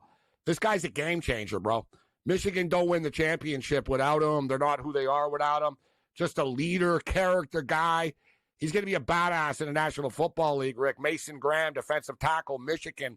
You've got him going fourth in the draft to the New England Patriots right now, and I don't disagree. I think he's arguably going to be the top defensive player taken, along with Pierce and potentially our boy Will Johnson, who you've got on the list. But I know you've got some thoughts on Ryan Day, who I call Karen. He's the Karen of college. Oh, they stole our signs. Oh, Oregon, it wasn't fair. They took a deliberate penalty at the end. Let's go. Michigan had lunch and bought someone a hamburger. Oh, I'm going to hang 100 on Michigan. The dude's Karen, bro. That's what I call him. He's a Karen. We're tough. We're tough, okay? I swear we're tough. Yeah, remember he had calling out Lou Holtz. Lou Holtz is like 102 years old, bro. Remember, hey, you got a problem, Lou Holtz? It's like, dude, shut up, Ryan Day. Let me just say this. First off, class move by Sharon Moore after the game saying, talk to this man, as in Mason Graham, because he's just a terror in the backfield. And they won that game without Will Johnson, without Colston Loveland. And I'll tell you what, there is no coming back for Ryan Day from this loss, because I listened to him before this game, and he sat down on the pregame, did an interview. He said, losing to Ohio State, he said, other than the loss of my father, has been the most devastating thing that happened to me in my life. And I think when Jim Harbaugh said he was bitch made 4 years ago after the first of the 4 consecutive wins, I don't think there's no coming back from that, because that's how they look at Ryan Day. Harbaugh had the famous line. Harbaugh had the famous line. Ryan Day was born on third base, but he thinks he hit a triple. Because he took over for Urban Meyer after. Listen to this. Do a quick search on Twitter and go just type in Ryan Day and go look at what he was doing when that whole brawl was transpiring and Jack Sawyer was shaking up the assistant coach. He's standing there. Ryan, dazed and confused, is standing there with a look. It was the most devastating thing to happen in his life because he did nothing. And now they're supposed to regroup. Sarkisian prevent all this. I watched a real man, a real leader, a real head coach in the Texas game prevent all this. And Ryan Day is standing there like a loser. And that's what he is, a loser. 4 straight games. Ohio State should get him out of there. His job will be on the line in the playoffs. And I don't see how they bounce back. I think Michigan broke their soul. Like, you know what I'm saying? And honestly, other teams, too, are going to look at what Michigan did and go, let's just do the same thing. They're going to watch the tape of what Michigan have done to them. And it's pretty simple, actually. Outrush Ohio State. Outrush them. And Chip Kelly, too. They spend all that money. Chip Kelly comes in. I got to tell you, and I'm a Michigan fan, bro, they could have thrown the ball with ease all day. Right? And for whatever reason, they wanted to prove that they were tougher or something in the trenches. And they kept trying to run the ball, and it wasn't working. And another thing, I brought it up. I don't want to throw the kid under the bus, but, you know, if I spent $20 million on a college football roster, Will Howard's not my quarterback, bro. You know what I mean? I said it at the top. I'm like, really? Yeah, they would have been better off keeping Kyle McCord. How's McCord doing in Syracuse, Rick? Great. That's how he's doing. That's right. Well, screw them. Screw them. All right, so go blue. All right, so number 1 pick in the NFL draft. Rick's got his mock draft. Go check it out, allaccessfootball.com. It's great stuff. Jacksonville would have the top pick. Travis Hunter. You've got Shedeur Sanders going 2nd to the Raiders. Cam Ward 3rd to the New York Giants. We talked about Mason Graham 4th to the Pats. James Pierce to the Panthers. I don't disagree. I like where you're going with this. And I think fans of these teams would all be very happy if it played out like this, to be honest. Yeah, it all sounds good here in December. Give it about 5 months, but you know, I'll tell you what, I had, you know, the Giants were actually ahead of the Raiders going into the weekend. And then after the weekend, the Raiders moved ahead of the Giants, which is interesting because Joe Shane, we talked about it last week, was in Boulder, Colorado, trying to see Shedeur. Yeah. And you know, there could be some jockeying now if it's Jacksonville at 1 and the Raiders and Giants at 2 and 3. Ding, ding, ding, ding, ding. Someone's going to, exactly. Jacksonville won't want to move down, but if they're like, well, we can get Hunter 2nd, and these guys want to get the quarterback first, it could be some jockeying going on between the 2 and the 3s and the 4s behind. But then you get other teams that are going to be like, yeah, Shedeur doesn't want to play for us. We got to get out of here. Bring it.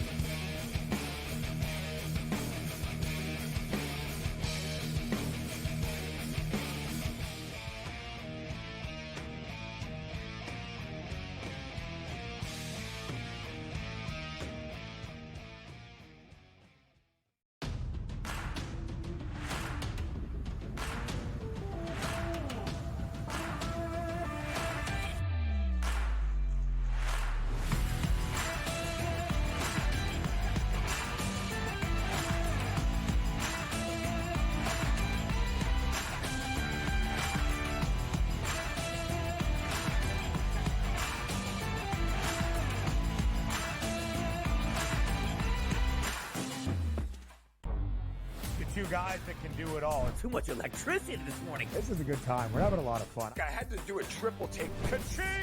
Why? Because of parity. I didn't mean to offend. Yeah, it's not going to happen. Load management is a dirty word. Let him rip. You know what? Circumstances provide the results. What? How do you do this one? Oh, Donnie, you've got such a good show there. A network that is booming. The Early Line, only on Sports Grid. The sharpest football contest show in the land, the Las Vegas Football Contest Show, focuses on Circus Sports Million, Circus Survivor, and the Westgate Super Contest, handicapping the games and releasing our contest picks every week of the season. With two former Super Contest winners, Brady Cannon and James Salinas, a former NFL player, Mike Pritchard, and over $1 million in contest prize money won combined, the Las Vegas Football Contest Show will have you prepared this season like none other. Fillet Indiana. They would smash them. Honestly. Do you listen to yourself speak? That's not a reality question. They have not played each other. You are using hypothetical. And they got embarrassed. And so many if teams they would have won that football, yes, that's you're but that's the thing, correct. No. The only argument is Indiana is a decent football team and a product of their environment. The Early Line, only on Sports Grid.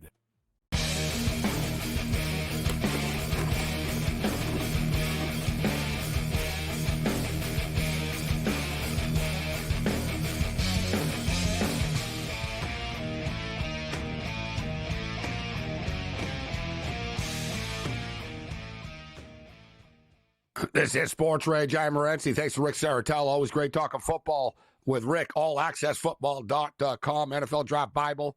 Scout with the Edmonton Elks. We're watching the Denver Nuggets, although it's blinding me. It's like an eclipse. It's 70-69 right now for the Denver Nuggets early in the third quarter of play. Well, there's 7 minutes left in the third quarter, but it's a pretty entertaining game and higher scoring game as well. Both teams are going up and down the floor right now. Quick check of the college basketball board before we bring Loud Esmond in. Kentucky and Clemson. Clemson Tigers up 61-58 right now. 5 minutes left in that basketball game.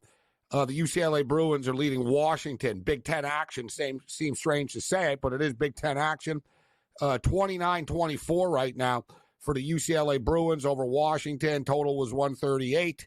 And UCLA were minus 12. I thought the point spread was too high, but I thought the total was too low.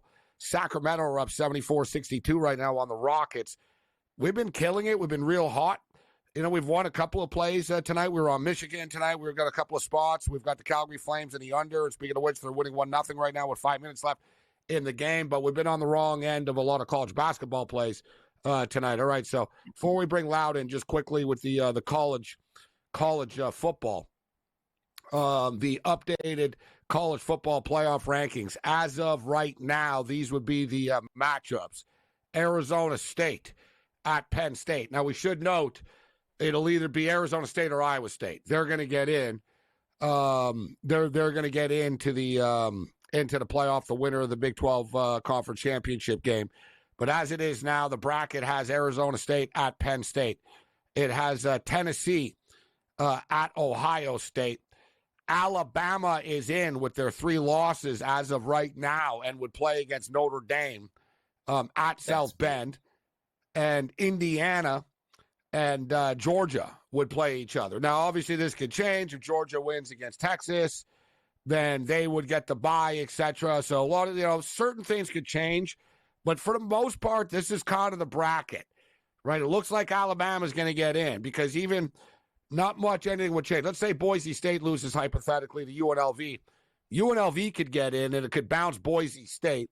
SMU and Clemson are only getting in if they win. If Clemson wins, they're going to get in, even though they got the 3 losses.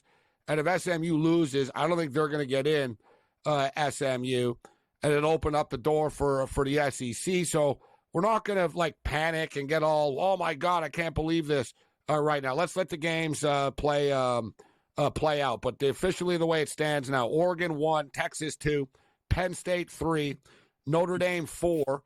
But it's confusing and stupid because Notre Dame can't get a bye because they're not in a conference. But technically, they're ranked 4th.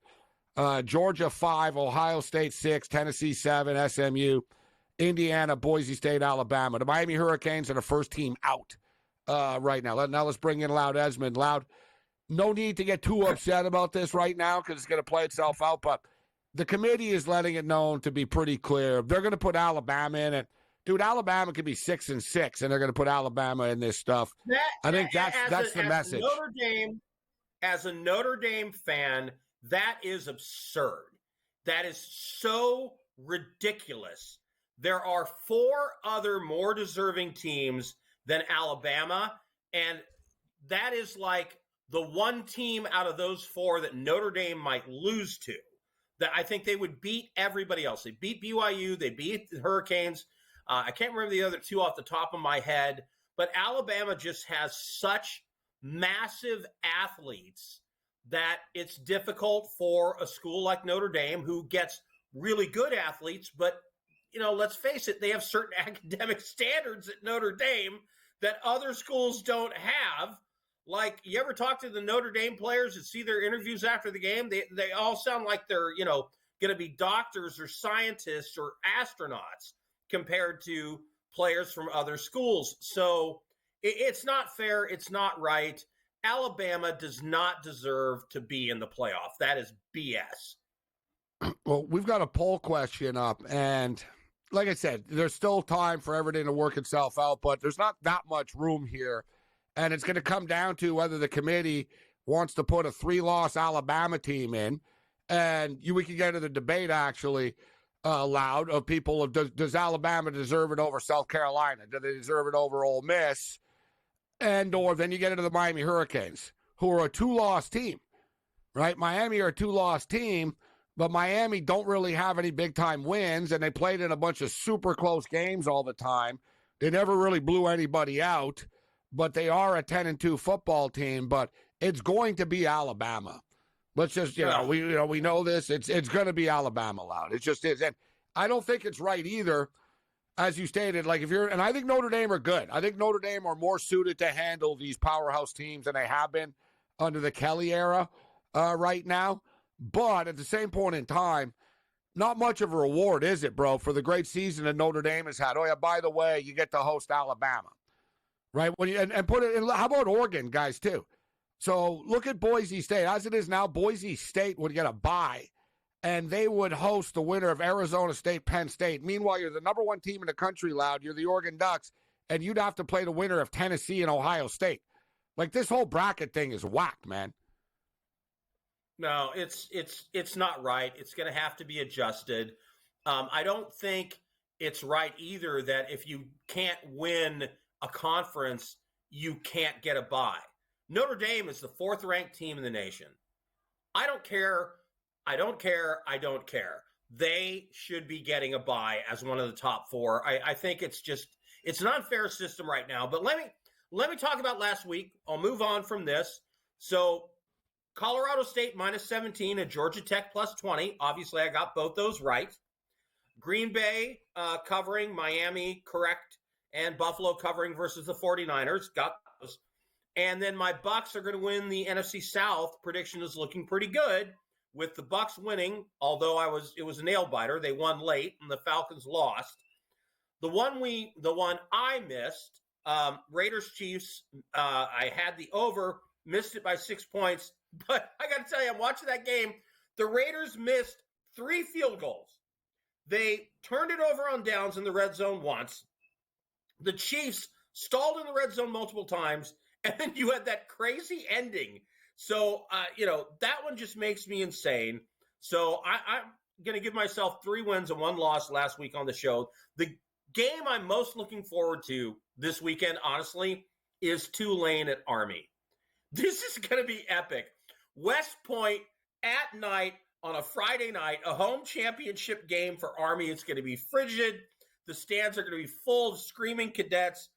Now, we all know Army has a great defense and an awesome running game. People don't know as much about Tulane. They can score prolifically, but you know what Tulane can't do very well, Gabe? They can't stop the run. They have struggled to contain quality opponents on the ground.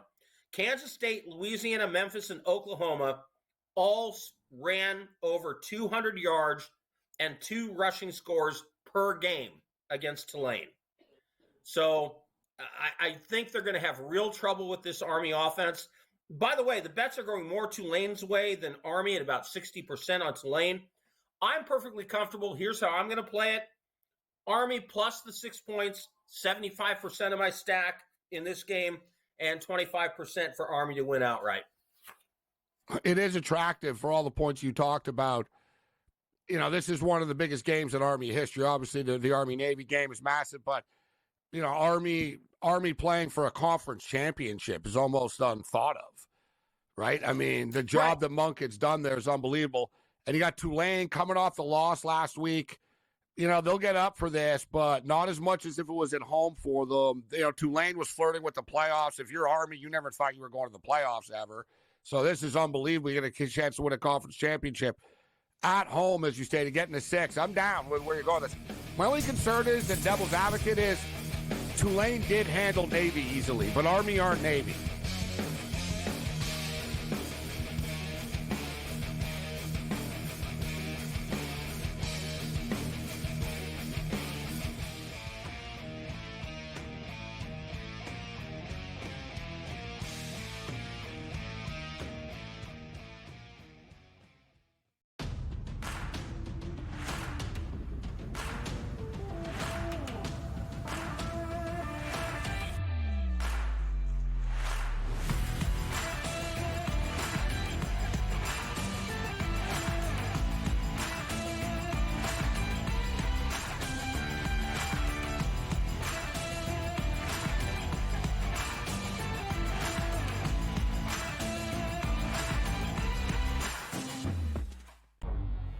Two guys that can do it all. Too much electricity this morning. This is a good time. We're having a lot of fun. I had to do a triple take. Ka-ching!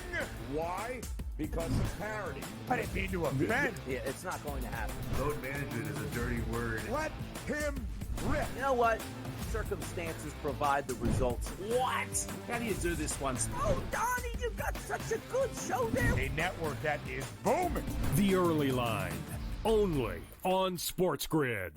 The sharpest football contest show in the land, the Las Vegas Football Contest Show, focuses on Circa Sports Million, Circa Survivor, and the Westgate Super Contest, handicapping the games and releasing our contest picks every week of the season. With 2 former Super Contest winners, Brady Cannon and James Salinas, a former NFL player, Mike Pritchard, and over $1 million in contest prize money won combined, the Las Vegas Football Contest Show will have you prepared this season like none other. Fillet Indiana. They would smash them. What? Honestly. You listen to yourself speak. That's not a reality question. They have not played each other. You are using hypothetical. And they got embarrassed. As so many if teams they do. Won that football. Yes, that's you're but that's the thing, guys. No. Stop. The only argument is Indiana is a decent football team and a product of their environment. The Early Line, only on Sports Grid.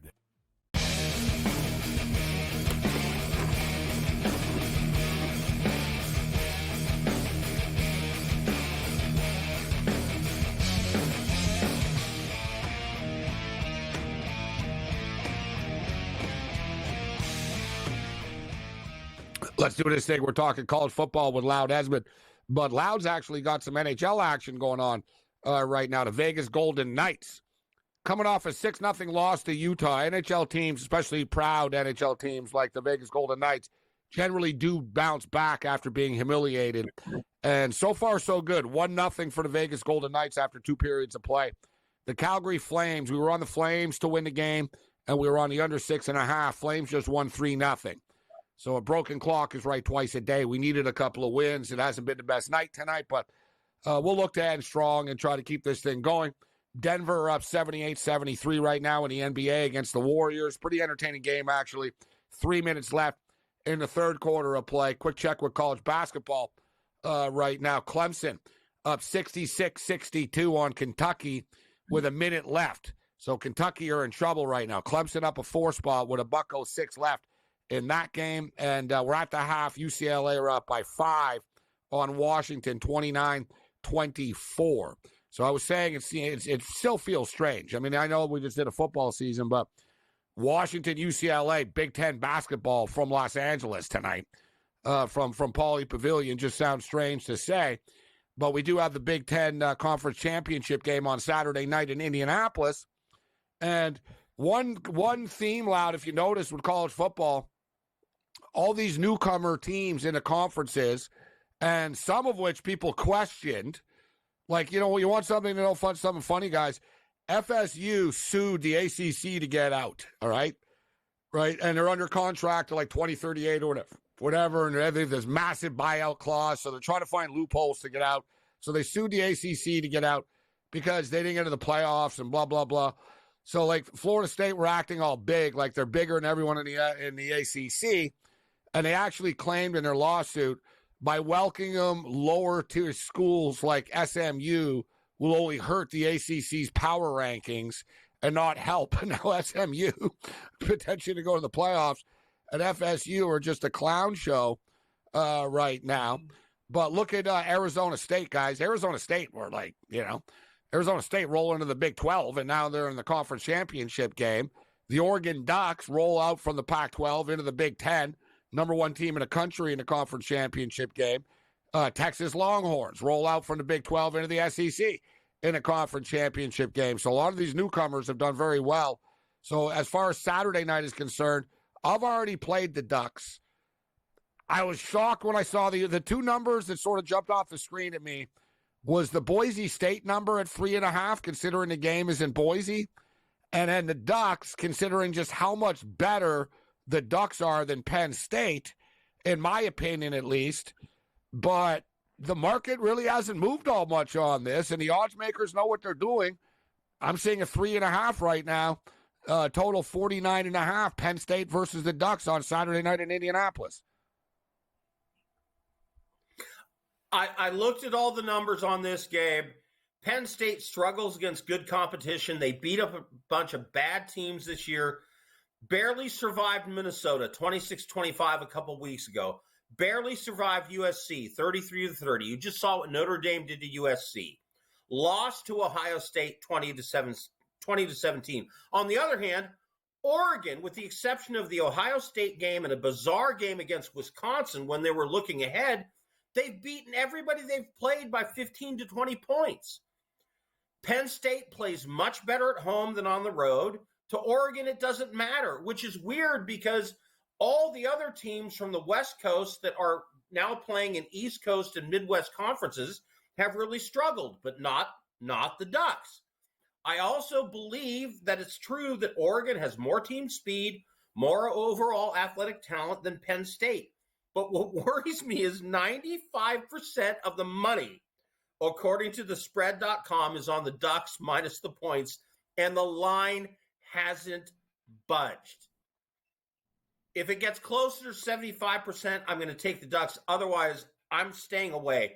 When the public is so overwhelmingly on a play, it scares me off, Gabe. It just does. It is, it's a little bit, some of these numbers are strange. I don't worry about what the public is doing. The public's often right? Or, I get it. There's sometimes, I think it's more concerning sometimes when you get the public dogs loud. When people are all convincing themselves that a bad team is going to cover. You know what I mean? Oh, you hear that every week with the Titans. That was my mistake last week. Tennessee +6 against Commanders. Oh, you see, right? Yeah, I didn't even mean to call you out on the Titans, but every week I hear it from guys. I made that mistake. And listen, I was on the Panthers last week, but I hear it all you know what I mean? But you'll hear these trendy dogs, right? Oh, the Titans getting points, and it becomes a buzz in the gambling community, and it happens. And you know what, Gabe? Like you, I've been betting on sports for decades, and I had a simple rule after about 5 years. Never bet on a bad team despite the points. Never bet on a bad team despite the points because they're a bad team and they're going to do bad team things. But I got sucked in on the Titans because the Commanders' struggles in the last 3 games, and I rewrote it down again. Never bet on bad teams because you like the points. Just never bet on the Titans. All right, listen, time's flying by here. We got to get out of here in about a minute or so. We got Clemson SMU's a tricky game this week. That's a fun one. The UNLV game is a really interesting one. So we got some fun games on Saturday. Anything else you're looking on Saturday here? Okay, quick. NHL, Golden Knights. They have the Ducks tomorrow night and then the Stars. I like the Golden Knights in both those games. Browns at Steelers. Browns +6 because it's a division game. Bills at Rams. Is there a hotter team in the NFL than the Bills? I will take them minus the points against the Rams. And there you go. Bills are rolling. All right, where can people find you online, Loud? HitThePick.com is about to launch. HitThePick.com. It's a great site founded by handicappers for people that want to bet on sports. Awesome stuff. HitThePick.com. I look forward to seeing the full official launch of the website. Loud, always a pleasure. May the winners be yours this weekend. Good stuff, Loud. Talk to you soon. There's a Loud Esmond with us on the Twisted Tuesday. The show has just flown by this evening. Quickest 120 minutes in sports talk and television.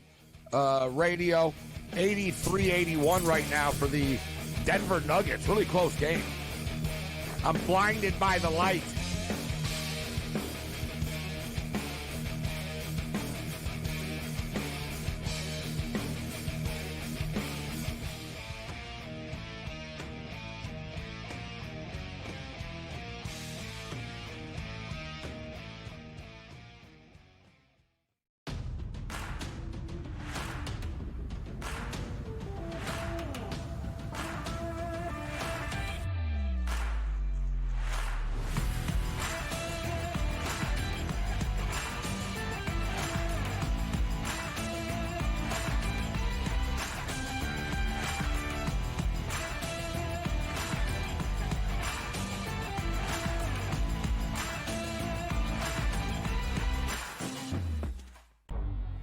Two guys that can do it all. Too much electricity this morning. This is a good time. We're having a lot of fun. I had to do a triple take. Ka-ching!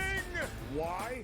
Because of parity. I didn't mean to offend. Yeah, it's not going to happen. Load management is a dirty word. Let him rip. You know what?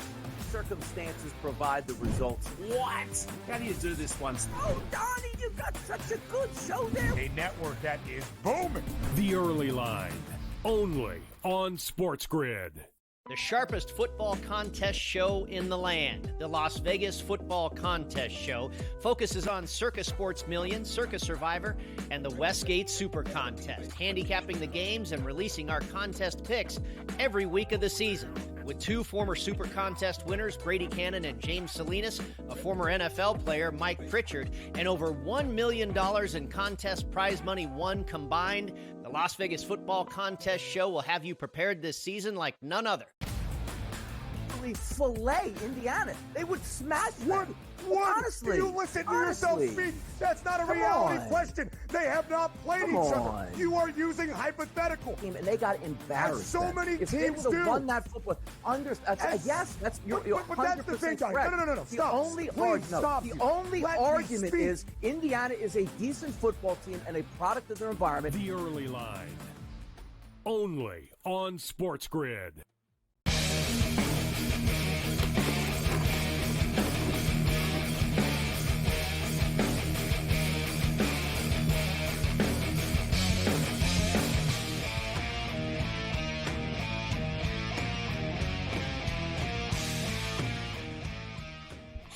Great time of the year right now to be a sports fan, sports bettor, and there's sort of these ebbs and flows to it. We're gonna, you know what? We've all been frustrated by the NBA play, but we don't have to watch every game. There's always going to be a couple of good games tonight. This one's actually pretty good right now. Denver and Golden State have played 3 quarters in the Mile High City, and the score right now is 91-85 for the Denver Nuggets. Meanwhile, Sacktown are starting to pull away on Houston, 93-80 right now, late in the third quarter of play. Clippers are up 8 on the Blazers a couple of minutes into the third quarter of play. Clemson are about to beat Kentucky 68-63 right now. And the second half has just gotten started in Los Angeles with Washington and UCLA. UCLA, 12.5-point favorites in this game. So NHL hockey, one game going on right now, and it's a low-scoring game. The Vegas Golden Knights are up 1-0 on the Edmonton Oilers early now in the third period of play. So we didn't have a great night tonight with the picks. We won some games, but we lost more than we won tonight. We're hoping to end strong with some of these games on the way out. We did just hit the Calgary Flames. We hit the under. There's been some wins here, but we like some more. We got to get some more back on the way out here this evening. But I wanted to talk about Major League Baseball's new potential rule change. And every year they have a more asinine and ridiculous rule change proposal that you don't really think is real or true. Like, hey, would they ever have a clock? Baseball's the only sport that doesn't have a clock. Not anymore. But no, you can never really tell what's real and what's not real with Major League Baseball. And the verdict is in.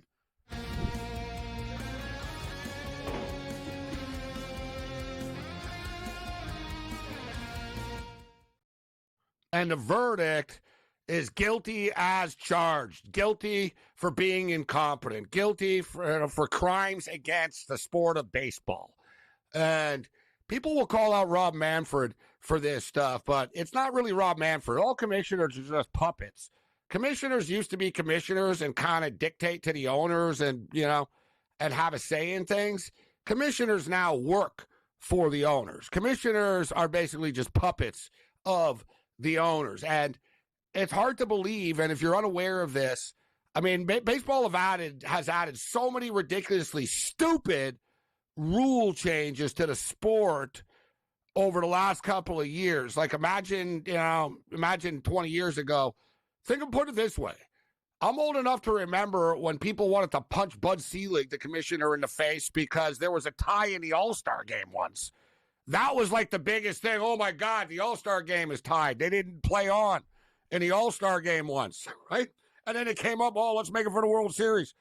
Like baseball, the modern powers that be in baseball have no love or concern or any care for the actual sport. And their latest, and this isn't just like, we might do it. It sounds like, it's on the table to have a golden hitter rule. So once a game, you're allowed to select anybody to hit in any part of the order. It's sort of like a video game, essentially. So basically, all right, we want Ohtani to bat right now, but he's not coming up in the order. But you know what? We can have Ohtani bat now because once a game, we can put in a special hitter at any spot of the lineup that we want. Why don't we just let, one hitter hit 9 times right now?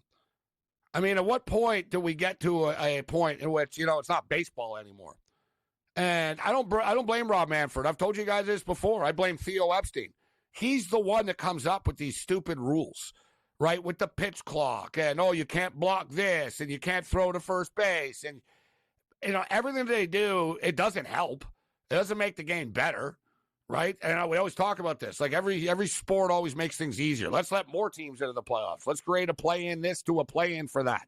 Yeah, these teams already suck to begin with, but let's add an extra play-in tournament to begin with. It's, and the fact of the matter is, it's just easier to win now, in sports. The Michigan Wolverines last year won the national championship. They went 15-0, right? Like there used to be pressure on college football teams not to lose a single game to win the championship. Now we've got 3 teams going in. And now we're going to have golden rules, ghost runners. At some point, somebody's got to step in. Old school Major League Baseball owners used to be scumbags, but they actually cared about the sport of baseball, right? They were all greedy son of a bitches, but they cared about the actual sport. Now the owners are just greedy son of a bitches that don't know or care about the sport. The verdict is in, and you suck. Other than that, you're on your own. Later.